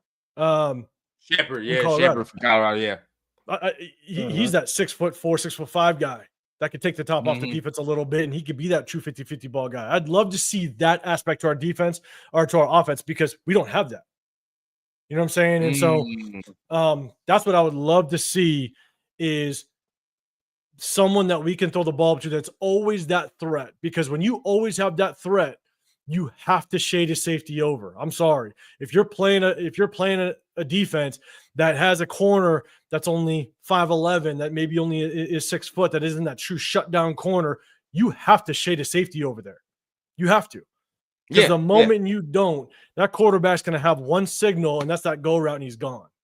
You know what I'm saying? And so you got to shade a safety over. And so if you have to potentially double team him on top, but then you got Jacoby Myers, full route tree, you got Brock Bowers that can run all over the field, and possibly a Lockett that could be that safety blanket / now you give Trey Tucker that ability to be that true slot receiver to where we can see what he's got. Because I don't have a lot of faith in Trey Tucker, but he's played so much out of position this last year that I really got to see him truly in the slot and what can we do with him, especially now having Chip Kelly, a very good offensive play caller. So again, I'd love just a true tall 50-50 ball guy to balance out this receiver core. Okay. Jay, where you at? I am in agreement. We do need that 50-50 ball guy. I like Chris Godwin. I just don't know if we could afford him, bro. Looking at over the cap, because I was looking at the cap. If this number is right, and that might change. I'm pretty sure. You gotta remember the injury too. A little bit of that injury, Brady thing. I didn't. How much saying he's getting? So his average is about 22.5. His market value. Our cap space right now, currently, if that number doesn't change, it's just about 51. So did you say Chris Godwin 22.5? He's not getting that's spot track. Okay, I mean, if he asked that, all I got my response is how's it feel to want? There's no way he gets 22, bro. I just don't see him getting 22. 22.5. That's what they have him at. 22.5. I feel like you can now look, check this out, right? Say if you got him, because he's not getting no 22, but say if you bump that down, say if you get him for like a good 19, right? Say if you get him for like a good 19, 18. I'm not mad at that. If you get him at a good 19, 18 for a good ass deal. Now 22, I'm not paying him no 22. I'm not doing that. That's a lot. That's big ass bread, bro. We cannot afford to do that, especially with some of these other defensive dudes. I won't. Now we got to see now. Look, I like DJ Reed. He's gonna command money. So if you get that, you probably ain't gonna fuck around and be able to get no Godwin. As far as linebackers, I don't see us getting a big like Geno Smith, in my opinion, with our salary cap. Again, got to see how the contract plays out. But yeah, I need to see what that looks like. I think Geno Smith was our splash. Really, I think so too. you know what I'm saying. So Mhm. going after a Chris Godwin at 20, you know, I'm serious. Even at 18, I just don't I don't see it happening. Not to say that it would be good to have him. I just don't see it happening. You know, a lot of people, you know, talk about DK. Good luck. DK's that's not after happening. 30 million. It ain't I happening. don't think that's I happening. mean, That shit's not happening. You got to pay him. That's the part. That's the tricky part. Especially coming here. Yeah, you're not doing that, bro. Yeah. You're not really if you're not doing if we didn't have Brock Bowers, then maybe, because you gotta help Geno Smith or whatever quarterback is under center. But you can look at Brock Bowers as your number one target. I mean, he was that's just kind of how you got to look at it right now. And so you have to complement your best assets at this point. And Brock Bowers is our best asset when it comes to the passing game. Mhm. And so now it's trying to find complementary pieces to help him out. And so I don't think DK is in the question. It'd be crazy if we did pay Chris Godwin even in upwards of 15, 16, to be dead honest. Because I think we still need more pieces to complete this team as a whole, this roster, to have a chance. Yeah. But I mean, Tyler Lockett is definitely an option. He's on the cheaper end. He's about just over 7.5. I like Matt Collins. I wouldn't mind having him back. He's early 30s. I like what he did in Buffalo. He was here. He got shipped out by the McDummy regime. I was kind of a little bit bummed about it. He had really good gameplay with Carr. He was making Carr look good sometimes. So I would like to see him back. That is an option. He is out there. He's 6'4", tall receiver. Might not be the fastest out there, but he's a lunch pail guy. You know, he's going to go ahead and bring you production. He's a solid guy. That's what we can get. I mean, there's, like you said, if we're going to build around Brock, right? If he's going to be our receiver, right? That's somebody you can go ahead and bring in. We just need somebody to help Jacoby and somebody who can actually run a route, not like Trey. That's Trey weakness. I mean, we need Trey to go on a fly route, a deep shot. He's our guy. But other than that, he has difficulty. We saw that this season. So there's a difference between, you can be fast, you can be quick as shit like Tyreek Hill, but if you don't understand how to run your routes and you don't understand how to get separation, your quickness, you being fast means nothing. You know, like there's a shit ton of guys that could run a 4.3 40, but it doesn't translate to the football field, unfortunately, at the NFL level. But you know, Jay, to your point, you know, I think Matt Collins could be good. You know, I look at him more as definitely a number 2, number 3 type of receiver, just on the depth chart when it comes to outside receivers. But I love his work ethic. You're 100% right. He's a lunch pail guy. He's going to come to work. He's going to do some work. But run down real quick. Put up Navman's comment. He says, looks like we only will give Geno 18 of the 31 mil. Seahawks on the hook for some of it. So when we started this live, I was like, 1, we need to see the contract. But 2, I didn't like with the fact that we gave him the 3rd round, because it looked like we were gonna take on that entire contract or that last year of his contract. Right. If the Seahawks are taking part of that contract and some of that money, and we're only giving away 18 million, that's a whole. It's beautiful. That's a beautiful move, 805. So then from that point, right? We got to see, because obviously there's money saved and there's money involved that we don't know, or whatever the fuck case. But there should be more money free than what I think that $50 million would be. So then at that point, like, just for me, I know we having a discussion about Chris Godwin. Some people don't like him because he's injured. Some people, whatever the case. But the way I'm looking at it, right? And I love Jacoby, but and I always say in 1A, but he has this ability downfield that we really do underrate, to a point where he is. I'm not saying a 50-50 receiver, but he's a very good contested catch receiver, in my opinion, at times. And he has a better ability down the field than I feel like Chris Godwin is. At this point right now, Chris Godwin would be that underneath monster. And even before he got hurt this year, there was points where Mike Evans was out of the lineup this year because of a hamstring, bro. And he was damn near the best receiver in the league at his time where he was playing. And that's off the field.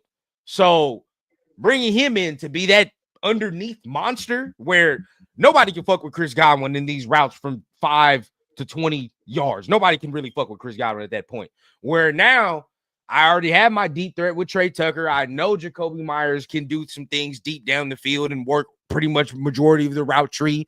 I let Chris Godwin continue to eat on some of these short to intermediate routes, and I'm just letting Brock do whatever the hell he wants. So then at that point, bro, now it's like we have a multitude of things that we can go, and that's not even discounting the fact that I think Chris Godwin's a good run blocker. We know Jacoby Myers is a good run blocker. We know what Brock Bowers is going to do, and we know we're trying to run the football. So just being physical, getting to, but of course, I feel you on that point of the jump ball, and that's kind of where we're going to go to next about this draft a little bit, right? If we talking about jump ball, there's one guy that can quell what you want as far as what we want to do at receiver. And we can get him at 6, 805, right? And a lot of people talk about him. I know my guy Nate love him, but where are you? I mean, we can get McMillan at 6, and that quells some of what you want as far as your 50-50. Okay, so here, let me talk a little bit more of if this cap, if it's not 31 million, right? Again, we'll look and see what the final numbers come out. Right, yeah, I'm seeing 31 so far. I'm seeing 31 so far. Correct, but I think it's going to move depending on just if they either end or restructure. I don't know what it's going to look like, right? If Nabman, if those numbers are even close to somewhat accurate, if it drops down to somewhere around that 18 mil and we can recoup, 10, 12 mil from the initial, the initial, I guess, numbers, I guess that went out. Mm-hmm. That's where maybe a Chris Godwin does come up play. That's where maybe Trayvon Merrick can come back. But yes. Here's my thing is I'm hearing that as time goes on, we did give away draft capital. We got to still build this thing. Yes. If we're sitting at 6, I would. First off, I love Tedrick McMillan. I love T-Mac, man. That guy, I think, is thank going you, to man. I've been seeing a lot of slander, dog. I thank you. I've been seeing some slander. No, I think he's an absolute stud.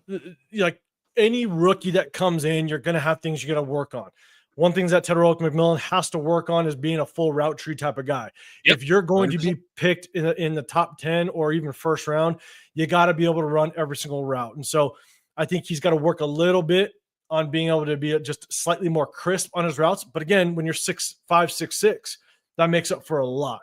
And so you can compensate for that. But one, love Tedrick McMillan. I'd love to snag him at number 6. I'd be okay if we drop back just a little bit and stayed inside the top 10 and still be able to get him. Because I'm hearing that he might drop a few spots. Oh, yeah. To damn near the Chargers, damn near, and I done seen a couple times. That far. And if you read the board right, and you drop 3 spots, maybe acquire a second round or acquire, get back that third round, I'd be all for. Trade back a little bit, 2-3 spots, and still pick up Tedrick McMillan. I'd be all for it. 100%. That's a guy right there, bro. I like, and a comp I continuously say. Some people say no, and some people don't. But just play style wise, I see AJ Green a little bit. I see a little bit of that AJ Green, and for me, again, when AJ Green was healthy, that was damn near one of the better receivers in the league, next to Julio Jones. That was like we was talking about AJ Green, like, bro, this motherfucker's top 3 receiver. But AJ Green is a very good comp. I actually think he's a more athletic Mike Evans. A lot of people compare him to Mike Evans, but I think he's more athletic than Mike Evans coming out of Texas A&M. See? He's more fluid. I mean, his ability to get up and get that football, and it's not just get up and get the football. It's his ability to catch the ball and make a move in the same motion is pretty nasty. And so that's my biggest thing with him is that he's just got that athletic and natural ability to make that catch, but also understand just how to adjust his body to not catch it and get tackled. He's going to catch it and make a move on the next defender coming, and he's gonna pop off. So, watching his game film, I love what he shows. So, I think, and some people are like, oh, I like him better than Drake London coming out, in my opinion. I like McMillan better than Drake London. I know some people, they talk about Drake and all that, but for me, I think T-Mac is there. There are some things he does have to work on. I agree. Some people talk about his speed, and I think it's deceptive speed. He has good game speed, good enough, where I don't think he's going to be that bad. And I think he's a smart route runner. He's not more of like he's doing it with his athleticism, but he knows there are certain things he's got to do with his routes in order for him to get open. And he does the certain nuanced things, and I definitely think he can get a little better at, getting some separation. But okay. T-Mac, I like. If we're going offense, bro, I'm going T-Mac. That's just me. If we're going offense. But I'm going to be honest with you, bro. And we're going to have this discussion. This is where it gets spicy, right? On offense, there's only two positions I'm going.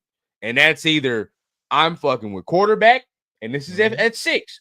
I'm going at quarterback, or I'm going T-Mac. That's where I'm at. Like, that's only two offensive positions I'm going. If it's not that, defense or trade back. And pretty much, 805 already said it, bro. Trade back looks very sweet right now from our standpoint. It looks very good. So Jay, let's start with you, bro. Offensive wise, and y'all notice I said offensive wise, I left out a name. So how are you? We're gonna get into it. Yeah, I left out a name. Two Give names. me a second. I'm gonna be right back. Go ahead, 805. Do you think, bro? You want to get out of the room before I say the names. I left out a name, but there's two names I left out too, and there's also there's a position I left out as well. If everybody keep it in mind, right? That I'm talking about offense. So 6, and I want to ask him when he gets back, bro. Where are you going offensive wise though? I know where you going quarterback, non-quarterback. Right. Where are you going offensively? At 6. Oh, yeah. Offensively, T-Mac's there. I'm getting T-Mac, right?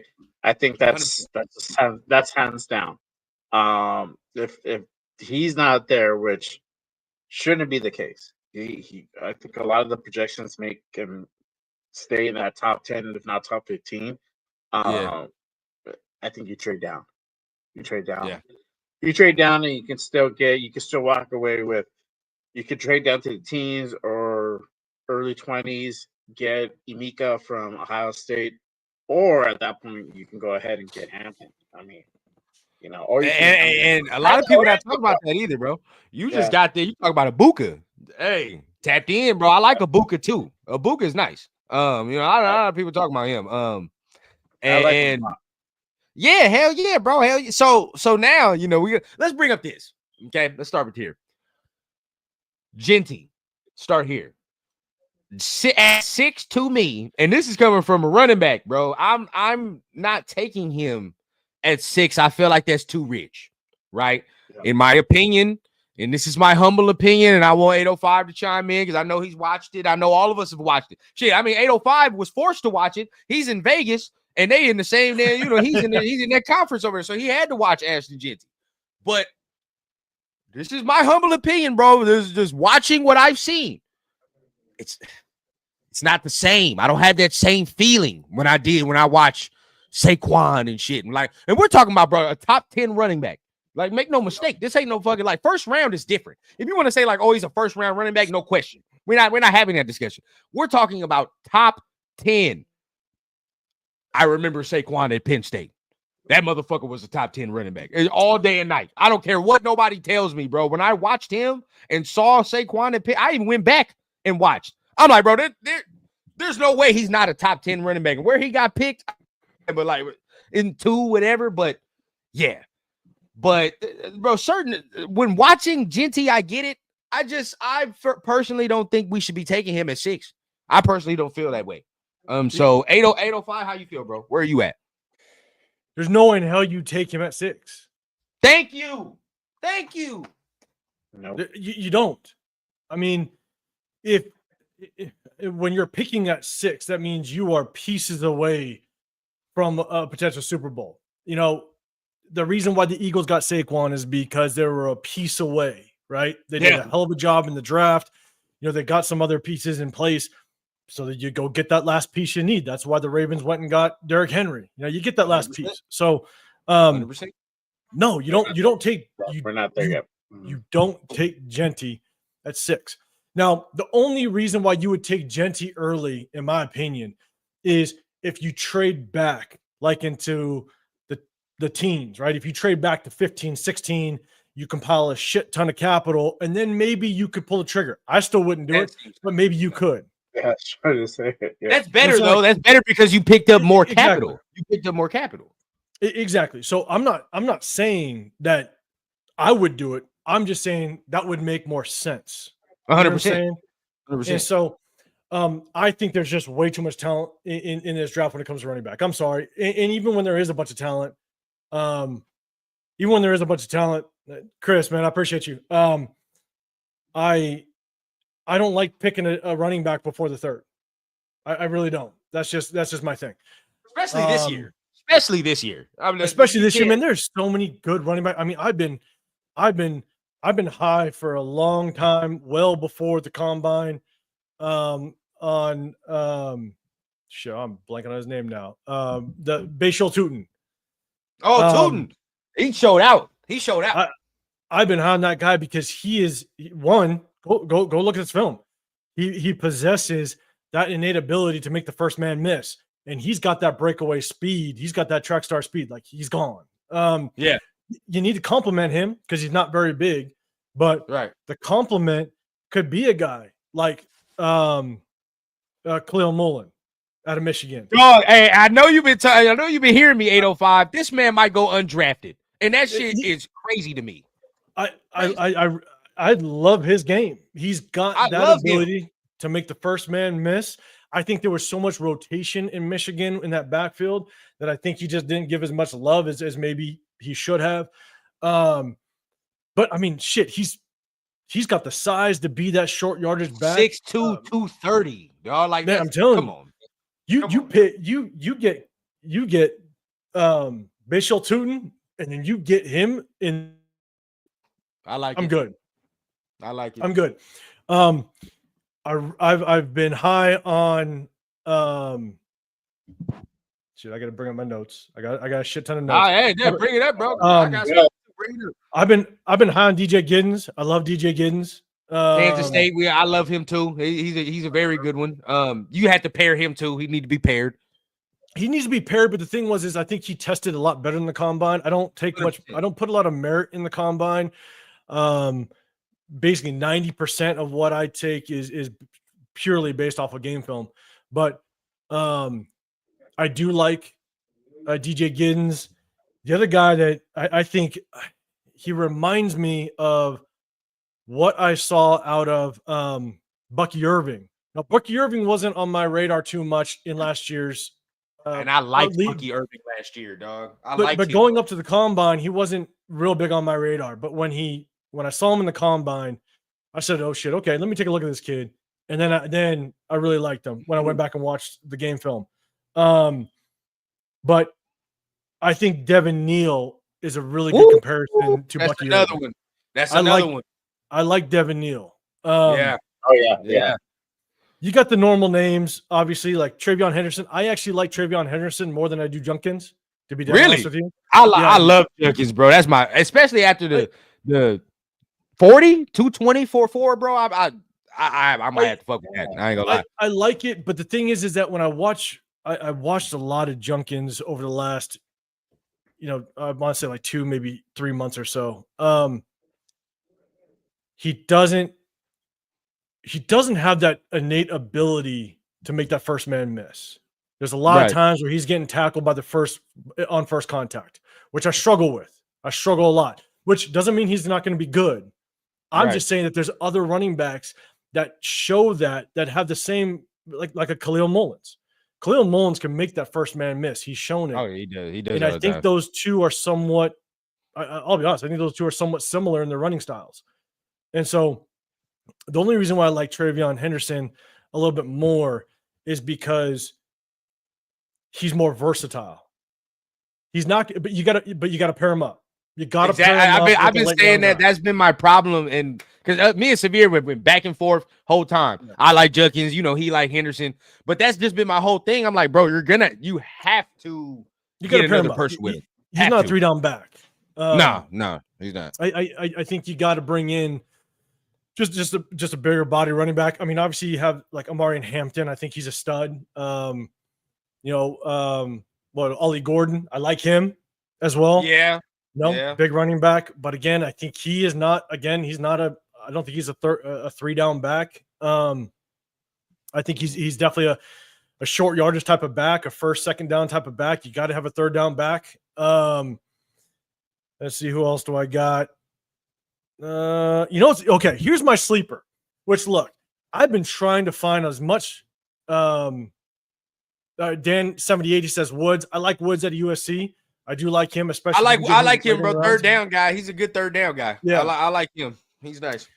A guy that, man, I don't know what happened with. I got to do a ton more research. But in EC, you're saying that, yes, Tootin had fumble issues, 100%. That's why you got to pair him up. I'm with you. He had fumble issues, which was tough. But Khalil Mullen, I don't think he fumbled one time in his entire career, which I love. So I don't understand why there's no more talk about this man. I just don't understand it. I don't get it. Yeah. So here's my other thing is one guy is my sleeper. He's going to be an undrafted free agent.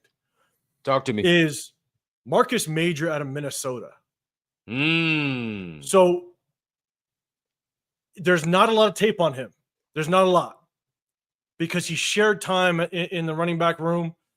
But when you watch the opportunities that he had when the ball got into his hands, he looks very, very fluid and natural. It's okay. He's a good sized running back. Again, undrafted free agent. We're talking not in the draft. Right. He might be a sleeper as an undrafted free agent. I'm telling you, he's a guy that I want us to snag on quickly. Kind of give you just, Amari Gaynor was my undrafted free agent last year. I want us to grab Amari Gaynor the moment that he didn't get drafted. And so, I'm you got to check out that kid out of Minnesota, Marcus Major. I got to see what's up. There's not a lot of tape, but what he shows, there's just a natural ability for him to run that football. He's a bigger running back. He's got some speed on him. But as a UDFA, man, I'd pull the trigger in a heartbeat. So I feel that, bro. I feel that. That's my running backs. Hey, and that's a great ass list, man. Great ass list because again, we all know the top heavy. Like we pretty much all know the top heavy, but of course it's so deep. Like I think I said it yesterday. Jay was on the show too. I'm like, bro, there are running backs in this draft that damn well should not be going undrafted. Should not be going undrafted. And it's to the point where, bro, I got mad watching the combine 805 and seeing Donovan Edwards at the combine. I said, why the fuck is he here? Why is he here? And his spot got taken. Like legit, dog. Like, and the dude who took his spot is nowhere to be seen in this offseason. I don't even know where he's at. So I'm like, bro, it just makes no sense to me. Now, I mean, Jay, you got any running backs you like? I mean, my man them broke it down. RJ Harvey went out there, put a goddamn show on. Goddamn Taj Brooks. I like Taj Brooks. I heard Severe talking about Taj Brooks yesterday. So bro, there's a lot, bro. Too many. Oh, there's a fuck ton coming out of this class. 805 said it, DJ Giddens, Neil are one of the late rounders. Dylan Sampson. Sampson. A lot of people like Sampson. That dude's hard. Dan 78 said Woods from USC. I like that dude too. I'm a little bit partial for USC, but he had a pretty good combine. So I like him. Good Senior Bowl too. So you got to back it up a little bit. Hey, how y'all feel about Damian Martinez? How you feel about Martinez? I can't say much. I got to watch more tape on him. I don't. He's a big man. He's huge, bro. He's huge. Don't know. He's huge. I mean, the one guy we could talk about, honestly, and EC Everett, I'm with you, man. You're right. One of the things I was able to find on Marcus Majors, like he did run behind some bad offensive lines, which kind of gives him a little more credit to the work that he was able to show on film. But the biggest one of the bigger running backs that everybody likes to talk about is Scotabo. Yeah. It's another one. It's another one. And my biggest thing on Scotabo, which is really tough, is when I see 5'9" running backs, I just struggle for them to be a potential feature running back. You know what I'm saying? Like he's gonna run his fucking ass off, and I'm with you on that. You know what I'm saying? I love the grittiness. I love the fact that he's able to. I love just his balance. I love a lot about him. And you talked about not going down on first contact. I mean, that's the epitome, the definition. Like, But here's my thing: is I think his running style is going to get his ass beat up in this. Oh yeah. So if he drops, if we miss out on some guys in the third round, maybe in the fourth, and if he drops for some reason, which shit happens in this draft, we picked we picked Leatherwood in the first round. Shit happens, right? We picked Damon Arnett in the first round. Shit happens. Yeah. If guys drop. Yeah, if we miss on some of our guys in the third, maybe fourth, if we move around in the draft, then I could take a swing on Scotabo, but I wouldn't have major expectations on Scotabo in the league because I think he's going to get beat up a little bit, to be dead honest. That's kind of where I'm at. That's kind of where I'm at now. And now, Jay, I kind of ask you this too. Now you look at him like, can he do kind of the beast mode? Whereas like Marshawn, you would think this motherfucker is like his body is bad and all that, but he's delivering punishment. So it's to a degree when you're running back and you deliver that punishment, you're like you're kind of saving yourself from injury to a time. But the way he looked, like towards the tail end of his playoff run, he looked tired. Right? He looked like he was a little beat up towards the end with Arizona State, and they was trying to run him into. I mean, he was the offense pretty much, so they was running his ass to the ground regardless. Beast mode was different. You know what I'm saying? Like that's the thing. Yeah. Is that what I saw in beast mode? Is I used to play. Real quick backstory. When I played in high school, kind of before moving on, is I played against a guy that was the linebacker for the Indianapolis Colts when they won the Super Bowl. And so he was a linebacker and running back at the time. And I'm telling you, I could care less how big you are, how small you are. Samoan's got that power. We call it Samoan power, right? Real talk. Marshawn Lynch, he ain't Samoan, but he's got that. Like he's got something different. You know what I'm saying? Yeah. Like there's just something different about him. And so I don't see Scotabo just being that, and so I just think he's going to get beat up. I think that I don't want to hate on this game. I love the fact that he is going to lower his shoulder, that he's going to play his chip on his shoulder. He's going to run with authority. I love it, but how long does that authority last when you're 5'9" and going to get your ass handed to you? Like now, I need Now, say if I told you 805 in a perfect world, you got Henderson like you want, and Scatterboo does slip because I think a lot of us are on the same accord. Like I'm drafting 2 running backs. I don't give a damn how it is. Yeah. But if you get that and you pair him with the Scatterbo now, or do you feel better about that on the game? With who? Who do we Henderson? pair him up with? Henderson. Oh yeah, you get Henderson and Scatterbo. I still because at the end of the day, I still don't like Scattabo's ability to withstand the punishment he's going to take, the way his running style is. I just don't like it. I'd much rather take a shot at an Ollie Gordon that's a little bit bigger. I like Ollie. I do. His footwork is ass in the combine, but I still like Ollie. I still like the film, so it don't really matter. But it's just and you can get him. I think you can get him a little bit later. You know what I'm saying? Yeah. And so I think Scattabo might go earlier than him. And yeah, Dre, what's happening, man? Yeah, like I mean, honestly, he did. That's the reason. He had to. There's no other way. But that's the reason why I started doing my push-ups. To be dead honest with you, when I started playing Push when I was in off college. you.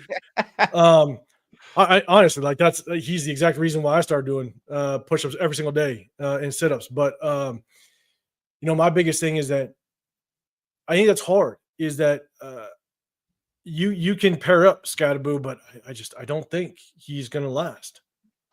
The durability. Yeah, is, I mean is the a punishment is nasty, man. The punishment is nasty. Real quick, bro, we got a $10 holla in the place. So appreciate you, Raider Pace, man. Thank you. Appreciate that, man. He says y'all gonna be real mad when we draft Genty at 6. I know the argument about drafting a running back high, but even though there are a lot of good running backs, Genty is next level. I'm gonna be honest. I'm gonna be peeved. Because, and it's the thing, if the class was not this deep, right? I'm low-key with you. Low-key. Because the class is not this deep, right? And I understand. Okay, yeah, this dude's different. You can clearly see the talent gap and shit. And like, all right. But then it's like, dog, we have to remember our current GM, got the 10th leading rusher in the NFL in the 4th round last year, dog. The 4th round. So let's not. I understand what Genty is, but that is not to say I cannot get somebody in the 3rd round to give me 1,000 yards. That is what is the metric, bro. Like that is what I need. 1,000 yards plus, really. But if that's all you want to say, you want to get 1,000, bro, I can get somebody in the 3rd to give me that type of production. I feel like, and I like honestly, dog. Like, what if Genty gets like fucking 1,200 yards his rookie year, and the motherfucker we get in the 3rd round get 1,100 yards? What's the difference? That they was drafted in a certain round, bro. Yeah, that's the difference, bro. Honestly, it depends on what those. It depends on what those 1,600 yards actually does. You know what I'm saying? Because exactly. Like, Brock Bowers was an absolute stud. That got us 4 wins. Like that's the hard part. You know what I'm saying? Like we can go and brag our ass off that we got the best tight end in the National Football League.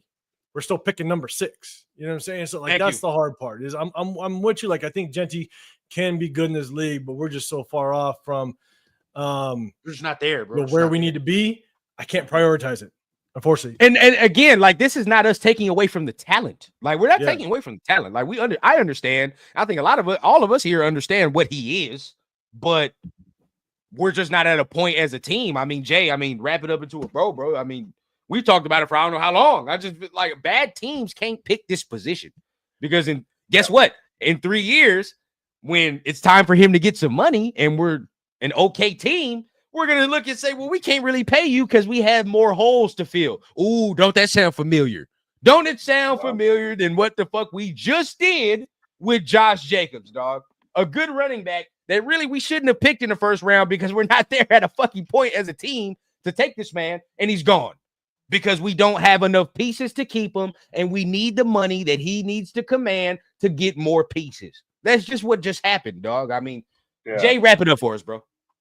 Yeah, I mean that's literally what it boils down to, and like we said just right now, I mean the difference is the price tag. I mean the signing bonus is literally the difference between a 1st rounder and a 2nd or 3rd rounder. You know, but if you're getting the same production, you know, why are we going to overspend on money? Why are we going to overreach on it? You know, this whole thing, we still have holes to plug up, right? Because this cap, now that we extended max, I mean, we might restructure. Most likely, we'll probably restructure Wilkins, so we get a little bit more money back. But it's starting to shrink, and then like we said earlier, Geno might be that splash. So now we got to kind of start thinking more frugal, more smartly on the decisions that we make from free agency and the draft, because we only got so many picks now.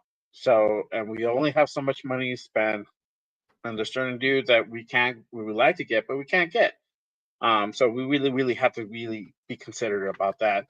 And I think some of the answers can come from the draft because we can get these guys. Obviously, they come in rookie deals, and they're, even if it's a quarterback, I mean, what, 19 million, 20 million on the rookie deal. I mean, it just depends who it is. I think Jaden was the one who got that, but you're bringing in Shador at what, 14, 12, something around there, even with bonuses. So the answers are going to probably come from that draft. So yeah, and we'll go ahead. 805, finish it off. Let me add one more thing is that what's really tough, right? Everybody wants to talk about Genty at 6 is it's also looking at what the compensation is going to be moving forward when you have to re-sign some guys, or if you want a top tier guy. So for example, right, if you want a number one receiver in the National Football League, if you get T-Mac, he's got the potential to be a top receiver in the National Football League. Jamar Chase is about to get fucking paid. He's going to get paid. He's going to get close to, I'd say, I mean, I haven't looked at the exact numbers what the receivers are going to get paid. He could get paid $40 million a year. Right. Like that's what he could potentially get paid. Running backs, every single year, there's good running backs coming out of the draft. You can get one in the second, third round, maybe even fourth. You can, and because I've always been a believer of building in the trenches, you can build up a solid offensive line, which a fourth round running back can run behind, but at the same time, you protect your most prized commodity, which is your quarterback. My thing is that I would much rather I'd much rather risk a first round on a receiver that I know if I either want to bring him on or if I need to acquire a number one receiver through free agency, I'm gonna have to pay a shit ton. I gotta pay, $40 million in order to acquire a number one receiver. But if I could draft one that in the grand scheme of things of positions, that's a high paid position, I would take T-Mac knowing that I'm getting him at a bargain. It's like getting a quarterback at a bargain. There you go. Saying? Or an edge rusher, right? If there's a team that truly needs an edge rusher, then you can get a solid edge rusher in the top 10 and lock him in at a very team-friendly contract with that rookie contract and spread that money out.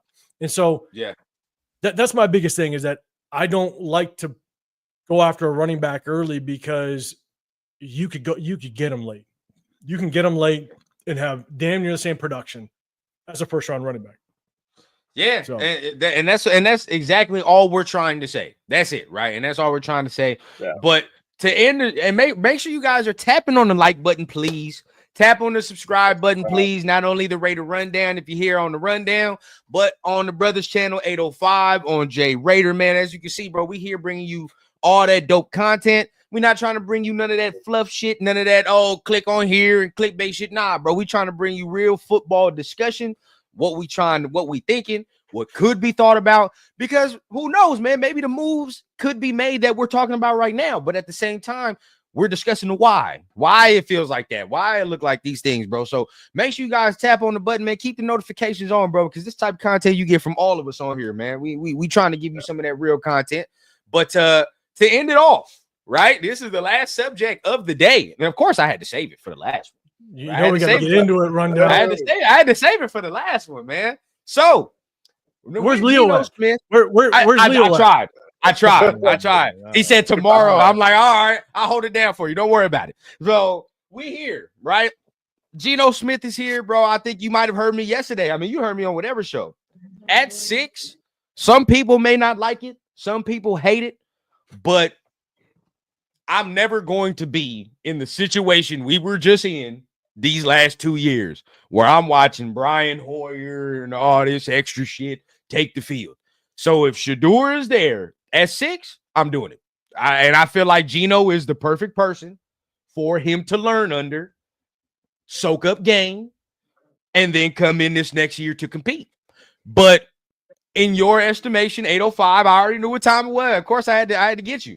Let me hear you. What are your trials, tribulations? What do you not like? What is the deal? And I know probably you wouldn't take him at 6, but if they do take him at 6, what would you feel? I mean, shit, if they took him at 6, then I'm gonna hope he outplays my expectations. Let's put it that way. If he takes him at 6, hope he outplays it without question. But I don't want him at 6. I think it's an overvalue, and we can definitely. I mean, I know we've been on for over 2 hours. We might need to take another 2 hours to help me kind of break this thing down. But hey, bro, we here. So here's my thing: is that look. I know when I jump in the chat, sometimes I sit there and go like, no one should do it and all that stuff. And some people, it's crazy. Some people take that if you're not on a quarterback, they take it like politics. Like if I say no on a quarterback, they think I absolutely hate the quarterback. Right. I don't hate him. I just don't like him at 6. Like that's the Okay. premise that we have to work Okay. off of. Okay. Okay. Okay. You know what I'm Okay. saying? That's I a don't good think premise. he's I gonna be like a it. I don't think he's gonna be a dog shit quarterback. You know what I'm saying? Like I don't think he's Okay. just gonna he's not gonna be the next Jamarcus Russell. Let's put it that way. Okay. Like that I'm not throwing that there at him. I just don't value him at 6. That's my Okay. biggest thing. I have the more and more I watch film on him, I probably have him in all honesty, I have him as a late second. That's where I have him. Okay. And so, and here's my thing, just to kind of backtrack a little bit, is I reviewed all of last season, all of his games. And the thing is that I when I watch his games, it's not just watching just his throw or the angle that you see on TV, right? It's looking at I want to see what the receivers are doing. And so, what I do is I start later in the season with my film review because I don't take too much merit in the beginning of the season. Beginning of the season, you're still working out the kinks. Sometimes you have a new offensive coordinator. Sometimes you have new targets, stuff like that. So I work from the later in the season to the start of the season to get a good gauge because then I know how well you did at the end of the season, and I can compensate that for maybe what I see. I could bypass a lot in the beginning of the season, knowing that you improved or not. Right. But one thing I do want to touch on is a lot of people talk about his attitude. I'm not too concerned about his attitude, to be dead honest. His antics off the field and all that stuff, I'm not too concerned about. I just don't understand what antics people are talking about. Like if he was getting in trouble, that's different, but I don't see that. Yeah, I don't have much concern. Like it is what it is. To play at the level that these guys play at, you better come with some cockiness. You better come with some confidence. And so I'm cool with it. Do you think? Sounds that for sure. Yeah, a lot of people. I am more worried about Dion, to be dead honest with you. I am more worried about Dion just trying to put his stamp. If he doesn't see eye to eye what's happening, what's going to happen? What is he going to try to do? And so I just don't want that wrench thrown into any potential development that he has. It's like a coach trying to overstep the trainer and vice versa. You know what I'm saying? Like I just don't want Dion thinking, well, this is what my son needs to do versus what our coaching staff is trying to do. And he's got so much pull. I do have some concerns with that, but I'm not too concerned about Sanders, Shador, and just his personality and stuff. I think his shit has been humbled enough with having a dad that's one of the greatest at what he did. You've been humbled, so you're going to come in humble. I get that. So I'm cool with that. One of the biggest things that I take from his game film is that there was a lot of flashes of good, but there's also major concerns that I have with his ability to process coverages. And I looked at a lot of the games that he struggled with, some games that he had success, but a lot of games where he struggled. I want to know why he struggled. And the reason why he struggled was, I think, because there's a lot of defenses that he played that actually run some pro-style defenses in the way that they drop into coverage and the way that they actually roll into coverage, which you see a lot in the NFL. The NFL now runs a lot of 2 high safeties, and that's caused a lot of trouble with some of these quarterbacks. When you run 2 high safeties and you try to roll to a cover 3 or you try to play some cloud coverage, you need to hit the seams, and I think that's where Shador struggled a lot. But I saw a lot of flashes of good, but I saw a lot of concerns. But I don't like flashes of good if I'm picking you at 6. I want those goods to be consistent. And so initially when I was watching the games, I thought that there were some issues with the offensive coordinator. I didn't really like the offensive coordinator as I was watching film. This year or last year? Because this year was trash too. I didn't like this. I didn't like what Shermer was doing at all, to be honest with you. This year, I wasn't a big fan of the offensive coordinator. Me either. There was a lot of times when you watch film, the receivers were running into zones or crossing each other in zones. They're running the same zones. And so that's one of the things you want to take a look at. When Shador's having issues in the pocket, is he not seeing it or are there issues downfield? And I saw quite a bit of it, which sucks.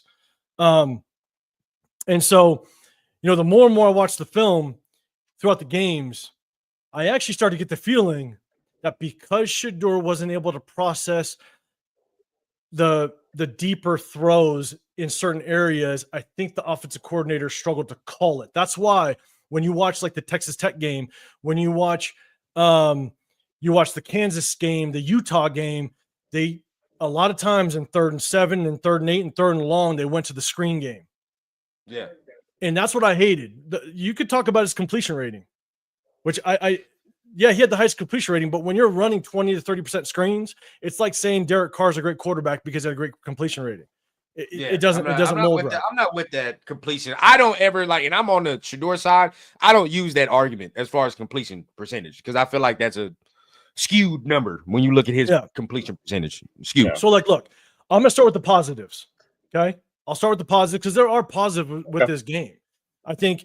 You are touted as one of the better quarterbacks coming out of this class because you have a lot of positives. It's just that the negatives to me, are a lot of concerns at the NFL level. So the positives, he's got damn good arm strength. I have no issues with his arm. He's got good arm strength. Yeah, I like it. Okay, continue. When he's in the pocket, he's got very good arm strength. I got no concerns that he can make a lot of the throws on the field. I love his release. He's got a natural throwing motion. There's a lot of times where quarterbacks have a slow release. Good example. You go back to Tim Tebow, right? Like, there's quarterbacks that struggle with the release, getting the ball out quickly. I do like his release. That's great. His accuracy on deep throws down the sideline, up the middle. I think it's elite. I really like his accuracy up the sideline, the deep ball throws. I think he's mobile enough. I think he's mobile enough to extend plays. I have no issues with his legs. Mobile enough to extend plays, but again, it's flashes of good plays when it comes to mobility. It's not consistency. Now, I know he had a bad O-line. I'm with you. You know what I'm saying? He's got a bad O-line, but when I get to the negatives, there's definitely something that I have a big concern of. But definitely enough to good enough mobility. Now, when it comes to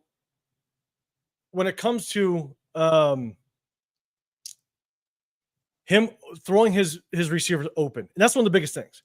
He does a pretty good job of throwing his receivers open, which in turn means that's why he's good in the quick game. He's very good in the quick game. You know what I'm saying? RPOs, those one reads, his pre-snap read is really good. And so I like the fact that he can throw some receivers open. His anticipation to seeing the defenders move in the quick game, I think is really good. Again, that's if the defense is set. If they don't drop into his own coverage, if they don't roll to coverage, I think that's where he has his issues. Lastly, on his positives, his durability is unquestionable. Oh yeah, that's tough. He's going to be he's tough as shit. You know what I'm saying? And so I definitely think that he's going to be able to physically, without question, play in this league, and he's going to have some fun. And at the same time, look, he's going to break off some good runs. Don't get me wrong. Like, he can move. He is mobile. So I'll definitely give him that. Now, when it comes to the negatives, again, going back, there's flashes of good plays, but I'm seeing more consistency with the issues and concerns that I have. When he has to move, there's a significant drop in his arm strength. When he's moved off his spot, when he has to roll out of the pocket, there is significant dip in his arm strength. He one hops a lot of balls when he has to move out of the pocket, which I have concern with.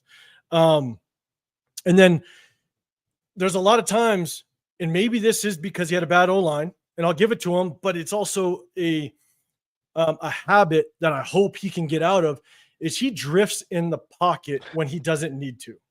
And if I could interject real quick, I was going to say that too. And I feel like that is some portion of O-line because, and I think it's him too. Because he talked about that shit at the combine. He brought it up himself. He was like, Robbie drifted in the pocket sometimes. So, and that's another thing. And then I'm going to go ahead. I'm going to let you continue. But that is another thing he does have to work on. So, I mean, I'm going to let you continue. Go ahead. Keep going what you're going. But I'm glad you brought that up because that is something I was pissed about too.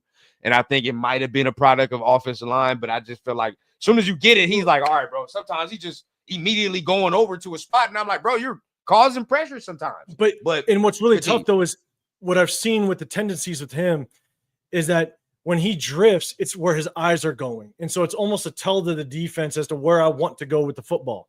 And so, but what happens is if you see him, he goes through his progressions well. But what happens is when he drifts and now he has to go through his progression left to right or right to left, his arm strength dips bad because now when he gets to his third and fourth progression after him drifting, that's where the inaccuracy comes in big time.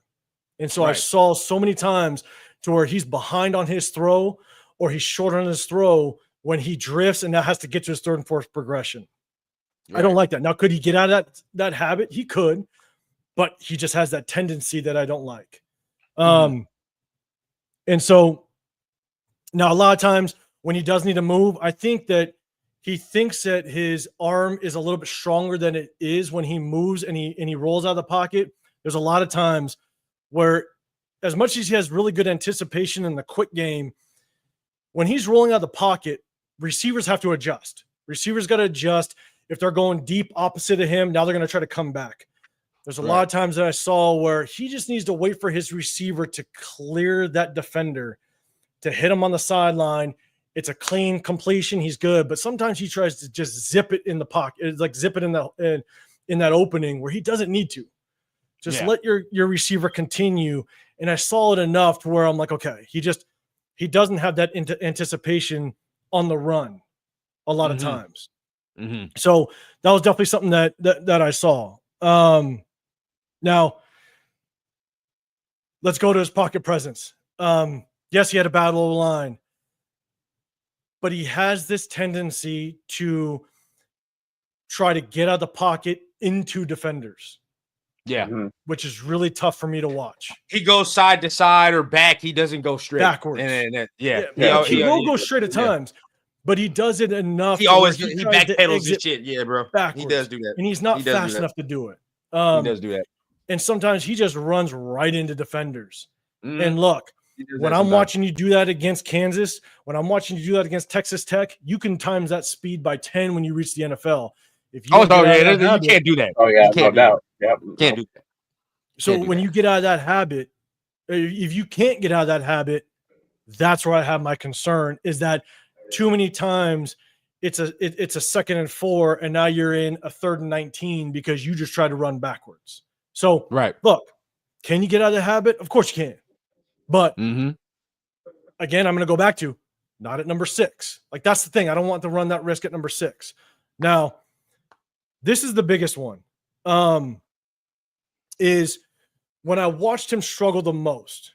I'll go back to the offensive coordinator. I think the offensive coordinator ran a lot of screens because I do think as time went on, he may not have trusted Shedeur to be able to process against the good defenses when defenses drop into coverage, when they zone blitz him, when they roll coverage.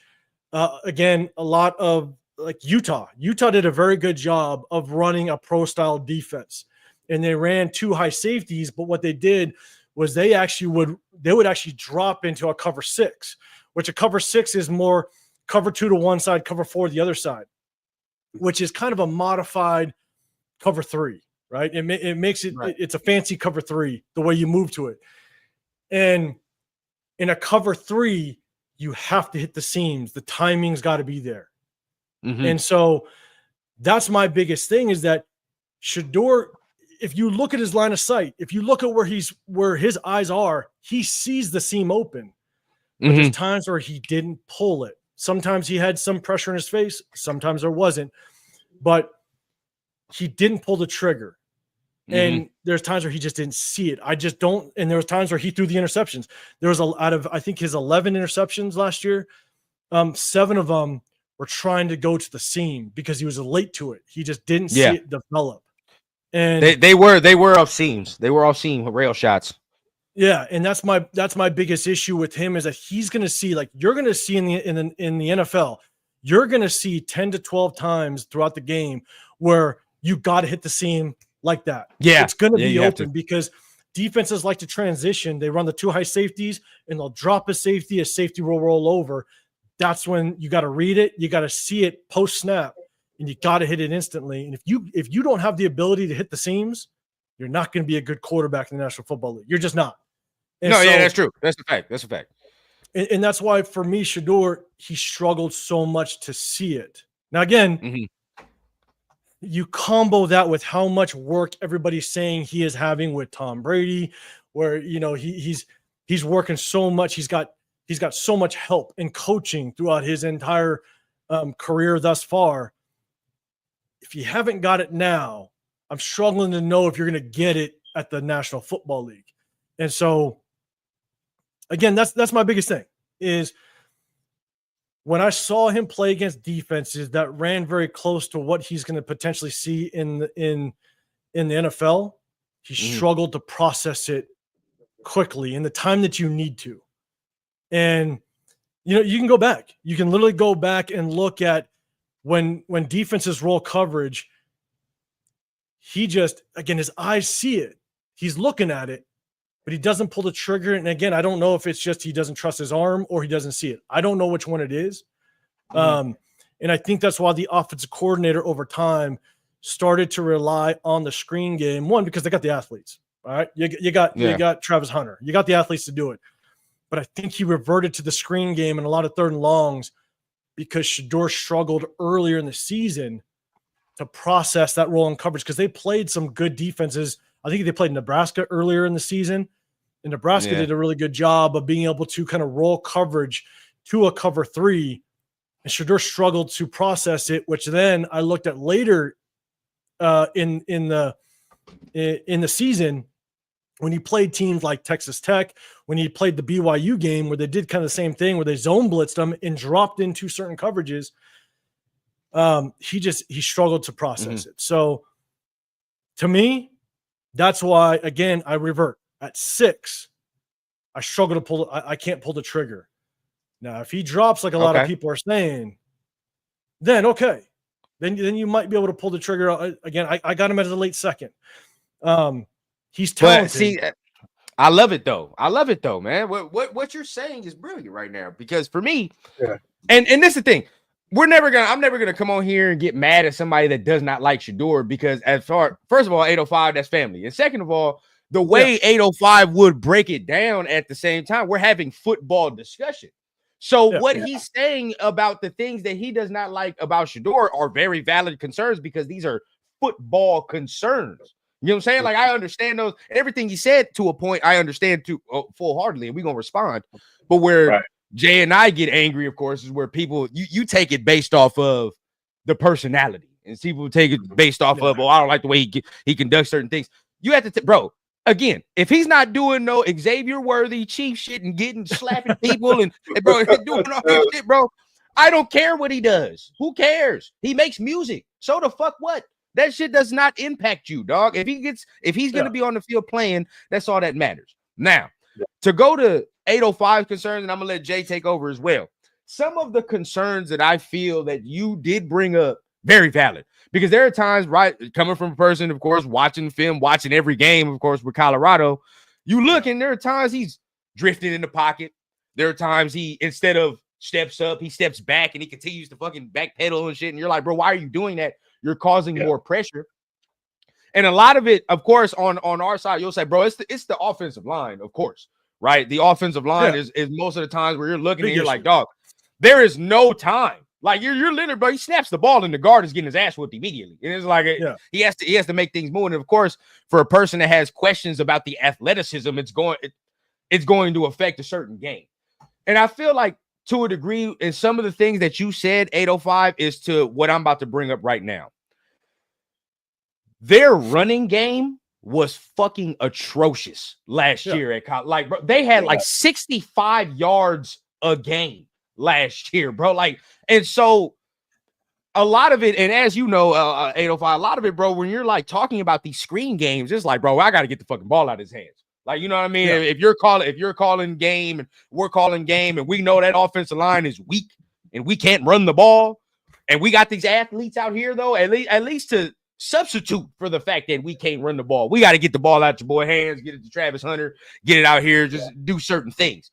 So I feel like that's why I don't really use the completion percentage thing. Cause like you said, that shit can get skewed because they didn't have no run game. And in order to combat that, you had to go ahead and do all these things. As far as some of the concerns that you have brought up are valid concerns. We're talking about the rail shots and some of these seam shots that are open and you look and you're like, bro, you see it. Why are you not throwing it? It's wide open. Yeah. Right. And some of these where you're like backpedaling. This is why as a prospect, I fuck with him and I love him to this degree, bro.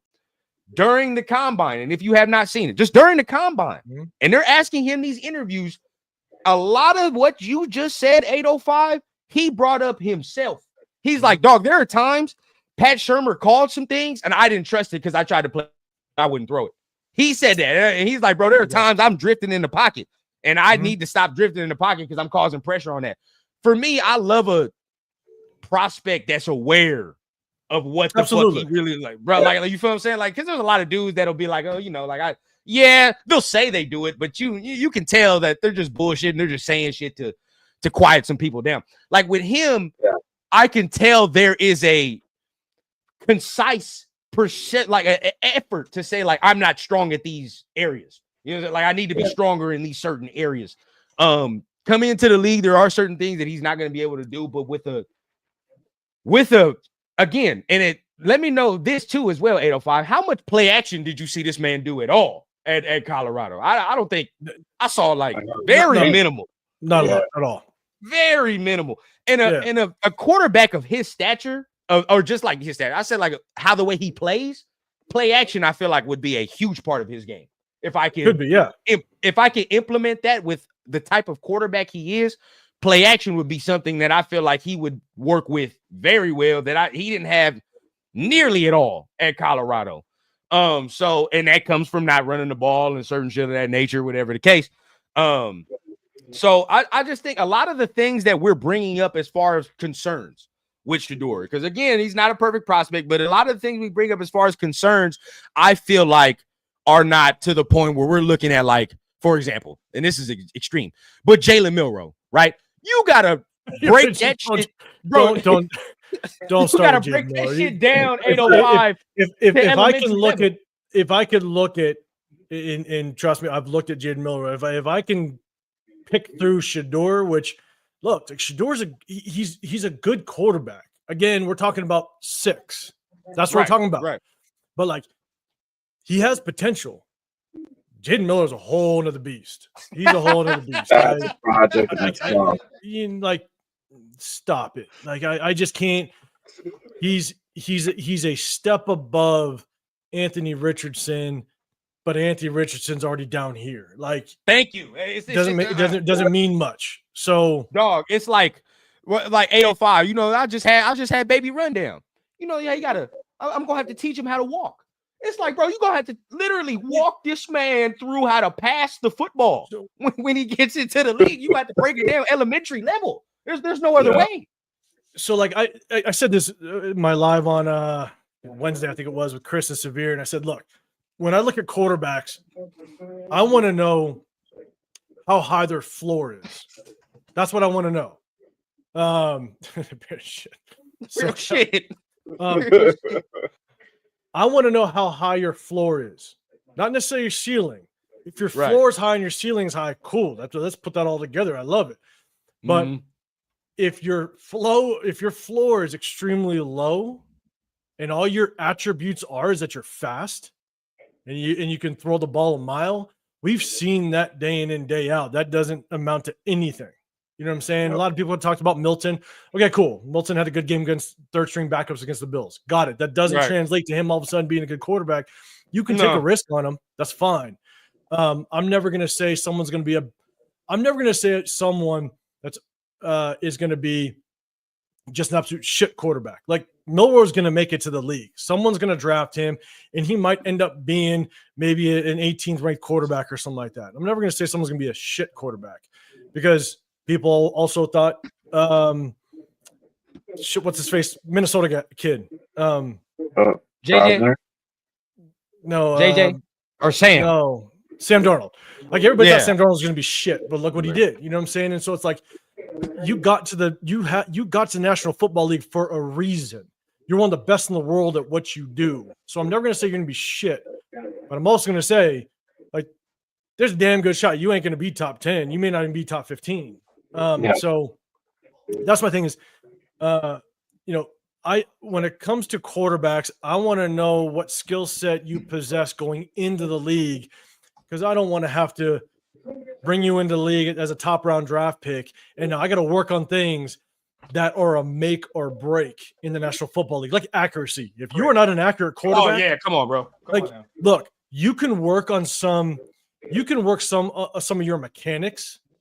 To, like, for example, the example that I just said about Shedeur, right? When he drifts in the pocket when he doesn't need to, and he goes through his progressions, when he gets to his third and fourth and he drifts off of his line, his accuracy goes down. If you can stop him from drifting off of his line, maybe his accuracy will improve. So there's things when it comes to mechanics that you can improve when it comes to accuracy. But man, if you're just straight inaccurate, I don't want you. Thank you, bro. Like, and that's the main thing. That's the main, like, and it's so puzzling with Milroe because, and then Jay, go, because we've been talking for a minute. I want you to go ahead and bring your door concern. But for me, bro, like with Milroe, it's so puzzling because the deep accuracy is good, right? Like when you watch him throw the deep ball, you're like, dog, like the shit's perfect. And then you throw a 10-yard slant and you throwing that shit 150 miles an hour. Like Shohei Ohtani. Dog, what the fuck are we doing? It's like all by those fucking guys out of bounds and shit. Yeah, man. Like, even in the combine, bro. Like the combine, there's some of them throws. I'm like, dog, take some heat off. Slow that shit down, bro. You don't even throw that shit like that. But Jay, bro, I know you were a Shedeur guy too, or some of 805 concerns, which I very valid. You feel what I'm saying? They're not really safe, of course. You know, knock on them. What do you say about some of those things as well? Yeah, I mean, look, we know, and I said it, and I think me and you debated a little bit about it a couple of weeks ago because I said, hey, I think this kid needs to go ahead and throw in the combine. I would like to see what he looks like with the receivers he's not familiar with because we need to know. We need to know what his real flaws are at. Can he really do it with other receivers? Because if we're gonna get him at 6, which it looks like it is, and it doesn't look like that's what it is, Jay. I don't know, maybe. That's it's gonna happen because if I'm spy taking, they're gonna get him. But in about 5 months, he's gonna be throwing to guys he's not familiar with. Like, how is that gonna look, right? But if now that we have, and this is before Geno. This is what I would say before Geno. So now that we have Geno, that pressure is alleviated. He can go ahead and take his time. We can work out those kinks. So obviously, the drifting part is right on the money. Holding onto the ball too damn long is just when you should be throwing it away. It is something that I've had concerns with from the get-go. That's literally looking at his games because I would literally look at his games and watch him and go through the whole game, and that's what I was seeing. Right, he was drifting, backpedaling. He's not running up on pressure. He can scramble, and that's something that we do need. But yeah, holding onto the ball, drifting is going to be something that he needs to go ahead and fix, and it's fixable. This is fixable, and this is probably why you're bringing in Geno Smith to go ahead and sit him behind, so that way he can learn. He can work with Chip Kelly to fix those issues. So when it's time for him to go ahead and run his game and take his shot, you never know. Shit could happen. Geno could go down mid-season or something like that, and he has to go in. And how's that? He needs to be prepared, right? So, JL, here's the one thing in rundown. You being a running back, that's the hard part that I roll with because I didn't play running back, through college. I played some running back youth and high school and stuff, but like mainly defensive guy. But when you talk about the scrambling ability, right, and I don't know if you can get out of that. The thing is that having that instinct in the pocket, feeling pressure, having the vision to understand where guys are coming from, there's an instinct element to it that, some running backs have it. Some running backs have the instinct. Running backs have the vision. And when you're talking about a quarterback, as a quarterback, you still need to have that instinct and vision to know where the pressure's coming from, to bail out. I mean, that's why Patrick Mahomes is not the most athletic guy in the world, but he's got the instinct and the vision to know where to go. Like, he just has that innate ability. That's something you can't teach at times. So I struggle to think that Shedeur, based on what I've been seeing on the film, I struggle to think that Shedeur is going to understand how to exit out the pocket on a consistent basis when an NFL rush is coming after him. That's where I have concern, is that I don't know if he's going to be able to just discover that trait out of nowhere. Well, my pushback. I mean, I'm sure you watched it. They're Oklahoma State this year. Feel like North Dakota State this year. Multiple other games. I've seen examples of him have good pocket presence where he's not going backwards, whereas he steps up, he's moving, continues to move around, step up, and find the open man. I've seen him do it before. So to me, I really, and this is probably where disconnect comes from a lot of people. I really do feel like he was doing too much hero ball shit. And the thing is, with him, he don't have that Cam Ward, Patrick Mahomes ability where when you do hero ball shit, it looks sexy, right? Like, because he don't have that. I'm not athletic like that. I don't have a big arm like these motherfuckers, so I can't really do all that shit like that. So certain things, even if you're trying to play hero ball, he's going to be limited in certain things because of his play style, certain athletic ability traits. That's just what it is. So I think at certain points, for a person like him and the way he plays, hero ball looks like I have to hold the ball until I see the deep man get open, or I gotta run around and shit because my offensive line is gonna be fucked off. So I gotta immediately run around to the right side as soon as I get the snap and make sure I do these things. Like, there are certain things that I feel like he's trying to overcompensate for the offense. Right. For when he gets to the NFL and around NFL coaching and around all these things that, especially with Pete Carroll, that says, dog, I don't need you to do this, and this right now. I just need you to take care of the fucking football, get it in the spots, and that's where we need. If I feel like he gets into that situation, I feel like there's no limit to what he can do. Like what we're asking Geno to do right now, I feel like he can take that shit to another notch above, right? Because what we're going to ask Geno to do is take care of the football, play complimentary football, come out here. If he give us what he gave Pete Carroll that first year, what was it, 30 touchdowns and 8 interceptions or something like that with 4,200 yards, we're cool with what Geno did.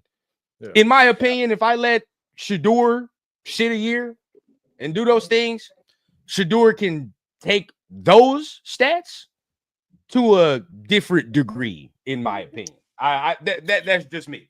So I'm with you in he did. He showed the ability to step up in the pocket, to take off and run. There was a couple times where I forget what game it was. I mean, he did a good job of stepping up and rushing in for touchdowns and stuff. So he has that ability without question, but then he's also has a lot of moments where he's trying to bail backwards, roll backwards, and he's running into a defensive end. It's not that the run is, and there's no pressure coming from the front side. He just bails that way for some weird reason. And I don't know if that's instinct. I don't know if that's just what, just his eyes see. And so again, real quick though, 805, before you continue, just I want to ask you this question, and it kind of adds into it. Do you think, because we've all played football, right? And you said it's always a certain side, right? And we know the offensive line was trash. Do you think innately he's like, I know my guard will tackle his ass right here, and I'm immediately gonna get the fuck out of here off of this matchup? It could be 100%. I mean, when your ass is getting handed to you from one side, 2, 3, 4 games, you're gonna know shit might be coming. And it's also taken into consideration that if your right side is dog shit, but that defense has a damn good defensive end that's going against my dog shit tackle. You're gonna know. You're gonna be like, I don't want those watch out blocks. You know what I'm saying? Like, we all know. Anybody that's in the chat that's played quarterback before, what those watch out blocks feel. Everybody should know what that means. You play ball with motherfuckers be like, watch out. Hey, exactly. You know what I'm saying? And so it's just like, so I 100% agree. Like he could have just this in his mind, like, oh shit, my right side's dog shit, and they got a hell of a defensive end on that side or edge rusher. I might have to escape when my I'm blanking on the name, but my QB clock is running out. You know what I'm saying? It's right. I get it 100%, but to me, it just all reverts back to, can I take him at 6 with all this? Like that's the only thing I revert back to, because if we were talking about this and we're getting them in the late second, third, it's a different conversation. But the only thing I'll add is when you take a quarterback that high, whether it be a first round or even if you take a quarterback top 10, That's an instant 6 to 7 year investment because you're going to give that quarterback at least 3 years to figure out. So now 3 years has lapsed. If that quarterback doesn't work out, year 4, you're going to pick another quarterback, which means you're going to take another 3 years to figure that quarterback out. If that quarterback don't work out, you're going to take another if you get that decision wrong, then it's different than if you picked an offensive tackle in the top 10. You could potentially move off that offensive tackle much easier than you do a quarterback. The quarterbacks are just valued completely differently in the first round. And so you get that quarterback wrong, you're almost obligated. There's a lot of times where head coaches and GMs' names are tied to that quarterback you take in the first round. That's why the Bears, they had to go with Caleb Williams. They had to. If you didn't and Caleb Williams ended up being a Super Bowl quarterback in 3 years, those guys are dog shit. They'll never get a job again in the NFL if you passed on Caleb Williams. And so that's the thing, is that quarterbacks are valued so differently that if you're going to pick a quarterback at that position and you get it wrong, that's a 7 year, that's damn near a 7 year, 8 year hold that you just put yourself in, because you can't get off that quarterback. So let me ask you this and Jay this at the same time, because that is a good point. Very good point. And so, and this is where I say, like, at that point, this is where the organization has their own discernment and everybody has their own discernment. This is kind of how we ended off here, right? Just how kind of we close it out. In hearing that in this Geno talk, Tom Brady was heavy. This is what is being reported. Like he was at the table with Geno, with all these guys saying, like, I like Geno. I want Geno. We can do this. So he was at the table with Pete. So all of them, him, Chip, Pete, they're all making that decision. So in knowing that, if they all come together, because at this point in the first round and where we're at in this quarterback shit, bro, it just has to be, we like this dude. We don't care if you like this dude, then it is what it is. Because that's literally what some of these quarterback things are, right? Like when the Bills took Josh Allen, motherfuckers looking like, why? Like, he's kind of, you know, he had some traits, but out of Wyoming, you're lying. Again, if you thought Josh Allen would be this right now, even after that first year, lying. There's no way, bro. Like, nobody thought he would progress this quickly. Mahomes, you look at that. Everybody was looking like, why the fuck did you take this man at 15? Some people said that. And now, here we are. Bro, Lamar at 32, motherfuckers was like, huh? Like, trade back up for this running back? That's what people were saying. You traded back up for a running back. And now look, Jalen Hurts at a point. But there are certain guys where I feel like if you feel like that's your dude, you do that shit. Fuck it. Like, and because at the end of the day, if he works out, nobody gives a fuck if you took him where you took him. And if he don't work out, your ass probably getting fired anyway. That's what, so it really doesn't matter. So the question I have to end it out is this. If all of them come together and they say, nah, this is the guy, this is the future. You don't have to agree with everything these motherfuckers do, but would it make you feel better? As far as, all right, bro, like we're all coming together. We think this is the dude. Pete, Chip, John, Tom, all of us, all four of us. Like, yeah, that's it. If they're all telling you that, how much better do you feel? Start with 805. How much better do you feel? Oh, man, I was gonna tell Jay go because I've talked too much. Jay, you go. Oh, go, Jay. Go ahead, Jay. Go ahead, Jay. Okay. Yeah, Jay. No, Jay, go. You got to have that alignment, that vision alignment. Doesn't have to be spot on. You guys don't have to agree 100%. But like you said, the vision has to be aligned. And this is what it was with Geno. That's why I said, like, before anything went down, before a transaction happened, I'm pretty sure even before Pete even pitched it to those guys on the plane, he said, like, hey, this is who I want to kind of go for in a trade, or this is who I want to bring in a quarterback. What do you guys think? Like, he went to Chip. Can he even execute this? Like, do you feel like he's going to be competent to go ahead and execute this type of offense, right? Do you think he can be better even, right?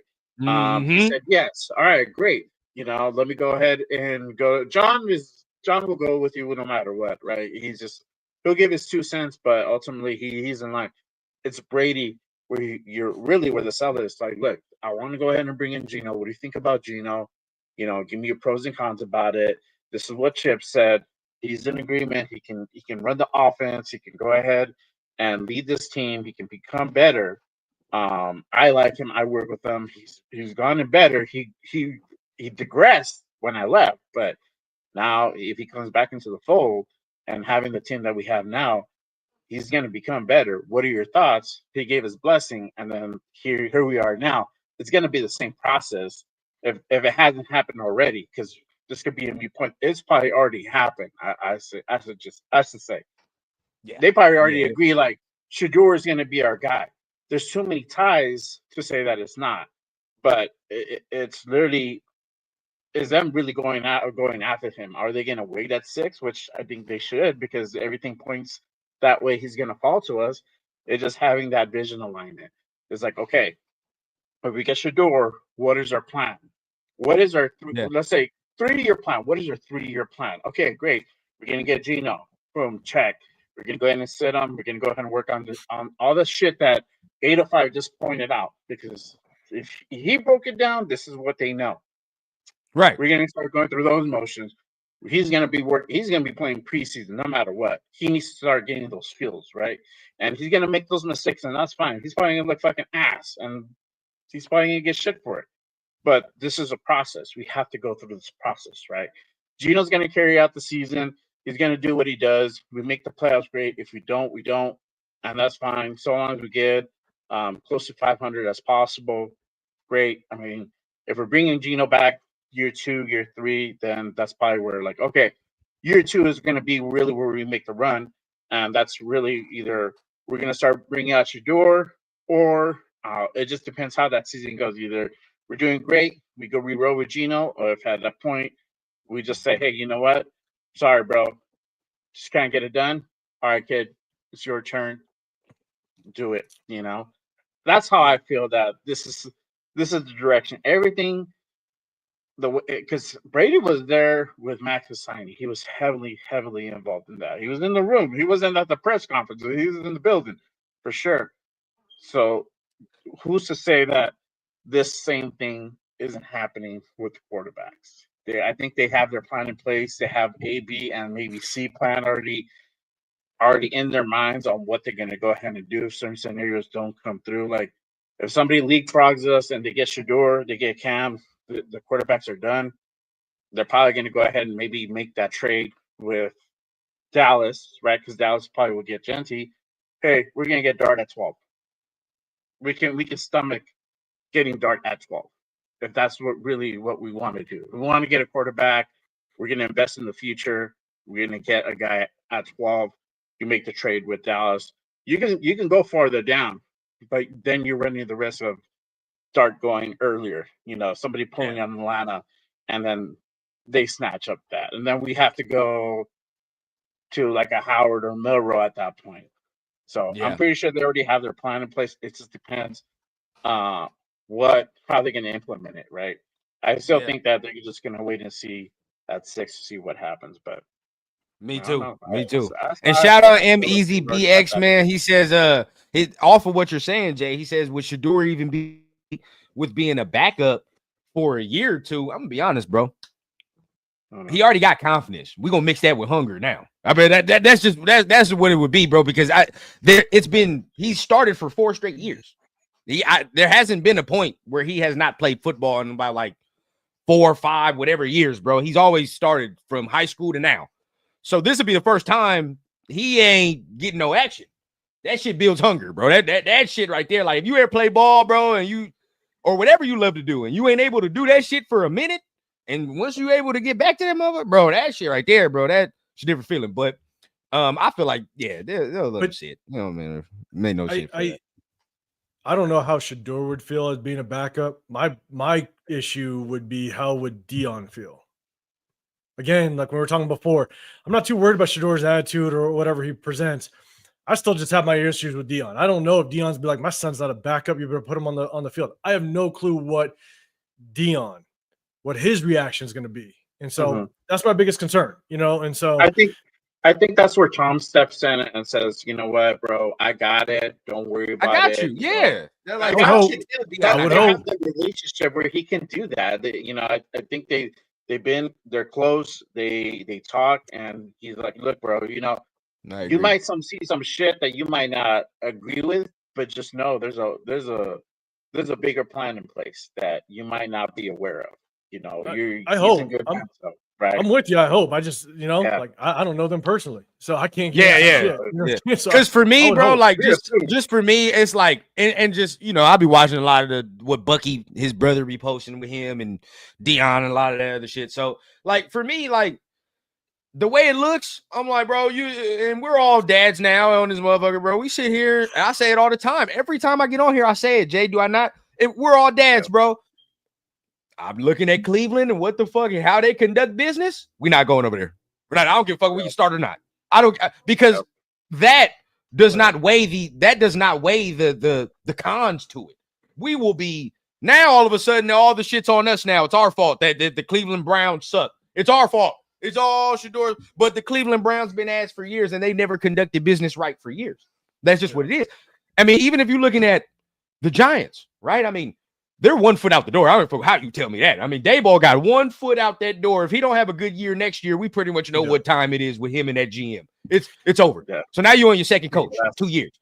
Bro, now you look at. Go ahead. That's the good example because it's like I think there was a comment. I think there was a comment earlier. Amber said it that when I mentioned about the Bears passing on Caleb Williams, right? They can't do it because if Caleb Williams ends up being good. GMs, head coaches, you tie yourself to quarterbacks' names if you need one. So if we pass on Shador, that's why I'm with you guys. I think there's a really good chance. I think there's a damn good chance we get Shador. I may not be a fan of it at 6, but I'm also the shoulders of $1 billion organization ain't on my shoulders. So that's just how I feel. But if they pass on Shador and all of a sudden he finds a shit ton of success, yeah, it's on their shoulders. I get it. You know what I'm saying? And I'll eat it, but unless you don't fucking get a BP, unless you don't get a blue chip at that point, like if you get like a fucking, you know, like what'd you say, a Leatherwood, and Shador goes to the Jets and he's end up good. Like we gonna sit there, we gonna be like, bro, what the fuck? Exactly. You won't even find a job in the arena ball. Yeah, real talk. But that's the thing is like, to your question, right? You said that. And look, that's why again, I think there's a damn good chance that we take him because if we're sold on Shador, you don't pass him. I get it, but I got my concerns, and that's fine. No, 100%. But if we do get him, if they're all in line, I will always revert, and I try to be as consistent as possible because then look, I look at this as with no bias whatsoever. Yes, I love our Raiders, but at the same time, I'm gonna talk my shit if I need to. You know what I'm saying? Like if I think Alex Leatherwood is a shit first rounder, if Tyree Wilson is a shit first rounder, you're going to hear it from me. I'm just going to say it. But my biggest thing is if they pull the trigger on Shador, my hope is that Chip Kelly being the highest paid offensive coordinator in the National Football League will get the best out of him, and he will correct all the issues that I just brought up earlier in the show. Like that's my hope. Because all the issues that I brought up can be corrected. I just don't want a quarterback that is brought in with those issues at number 6. But I think those can be corrected. And I will put at least some responsibility on the fact that we have the highest paid offensive coordinator, a very good offensive coordinator that's proven wherever he's gone to help correct those issues. And I'd be cool with it. I'm okay with it. Me personally just don't want him at 6, but hopefully if we get him, Chip Kelly can do his thing. Right. Shit. I mean, the people in the organization probably got PTSD off of what Atlanta did to us last year. So I can see it, bro. I mean, I can see it. But bro, we coming up on 3 hours. We didn't have damn near 300 people in the chat, in the shit, rocking with us the whole 3, bro. And we appreciate each and every one of y'all. Y'all to send some super chats. Y'all to send the love, man.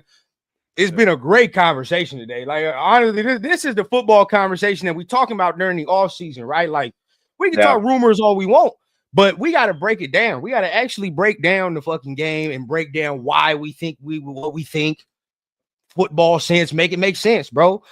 So getting ready to just rundown. Just so you know, like I jump in the comments all the time, and appreciate you letting me come on because it allows me to kind of just when I say Nolan Shador, like there's at least some context behind it. You know what I'm saying? I know Yeah, there's a lot of exactly. people that are just like, I hate Oh, I Shador, I know. like Shador, whatever. There will be some context behind it. But before everybody gets out, because I know once you start saying, appreciate everybody, people start checking out. This, I want to say end of May, beginning of June, the 11th annual Raider Nation Summer Kickoff in Bakersfield, California goes down. So everybody that you're in the chat, if you're in the Southern California area, if you're within driving distance, whatever you want to, whatever. On Instagram, Raiders Crusaders, shout out to him. They put together a Raider Nation Summer Kickoff late May, early June. They might need to move the date in Bakersfield, California. I'm going to be rolling. Severe is going to be rolling. Chris is going to try to fly in, run down you in town. If you close by, I know you close by at least within driving distance. Yeah. We all could link up, man. They usually have Raider players show up. Last year they had Jacoby Myers, Divine Diablo, DJ Turner. They had guys show up. I'm talking thousands of Raider fans show up. We're gonna rock out and just kind of put some names to faces. And from this point forward, we're just gonna be basically advertising it and being like, hey, if you in the area, come rock with us in Bakersfield. So check it out on Raiders Crusaders IG. Raider Nation Summer Kickoff, their 11th annual. So yeah, man, put some names to faces and say what's up to everybody, man. If everybody can make it, be legit. Yeah, bro, and see, and that's a goal of mine. Like this year, of course, start going to just more things, you know what I mean, and just getting out there, meeting more of the nation, and just tapping in with y'all, bro. But hey, you did that thing in Vegas not too long ago. That was dope, man. Yeah. You was severe, That was cool. that was dope, bro. That shit was dope. And trust me, bro, like during the season, I'm making my way, bro. I'm gonna be in Vegas and I'm gonna do my own thing. We already got it planned out. Trust me, 805. I'm letting you take me out on the town. It's gonna have Chris already said, bro, like Chris is not letting me live until he has a night out with me. So I'm just like, he not letting me live. He not letting nothing go down. So don't, then be ready. Be ready. Yeah, I'm already knowing. I already know what he want to do. But appreciate everybody, bro. Appreciate everybody for tuning in. Of course, hit the subscribe button, the like button on the rundown. But not only here on 805's channel, bro, on Jay's channel. And like he said, right, like 805 not a Shador fan. Everybody that be on here, me and Jay, we Shador fans. But this is where it gets important to have that conversation, to have that contrast, to see, all right, well, 805 not feeling them, we feeling them, but at the same time, let's bring it all together. Of course, look, and let us be a lesson, bro. None of this shit got disrespectful. None of it. It don't have to. No. It's all football conversation, bro. Like you can disagree and not have to disrespect somebody. That's all it is. So I'm saying we all want the same goal, to see these motherfuckers win the Super Bowl. That's it. That's all we want. Yeah. So at that point, bro, let's continue. Let's see what they do in free agency. Y'all know you gonna see us. I mean, 805, you got your show tomorrow, right? I mean, tell them about the show times that you got tomorrow, so we can pull up on you if they like what you're doing solo wise. So tomorrow night, Sunday night, typically myself, Chris, Protect Show Podcast, as well as the Severe Raider. We do our shows on Sunday evenings, and we also rock out with you on Tuesdays. During the season, we do complete breakdown of every game. And so whenever we're in season on Tuesdays, we break down game film. And so definitely rock out with us on that. But outside of that, I definitely try to pop on to all the other content creators, man. Show as much love as I possibly can. Even if I can't jump on, I try to jump in the chat and just show love a little bit. But then I just do my individual videos. It's hard for me to jump on all the time or be consistent because, I got a family of my own and I do this for fun. I do this just because I love the Raiders. So I do my individual videos. I'll drop them if something goes down, but I definitely love to jump on, do the lives, and just try to elaborate, talk a little bit more, show some love to my guys. And we rock out. At the end of the day, we are one big family. And, I'll tell you, I just started this, I started this at week 3 of last season. And I'll tell you right now, I coached football for a long time. I played it for a long time, and I stopped coaching because I want to give more time for my wife and kids and stuff. And this has allowed me to kind of bring back just that itch that I had to coach again. And so I love it, man. Meeting you guys, meeting Chris and Severe and just the community has allowed me to kind of keep up with just the Raider, the football itch that I get.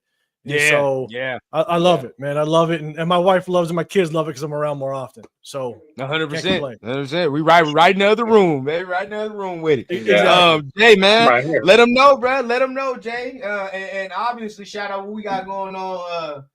Sometime in this near future. But you let them know about some of the shows you got going on, what you got going on during the week, man, and all that extra in between.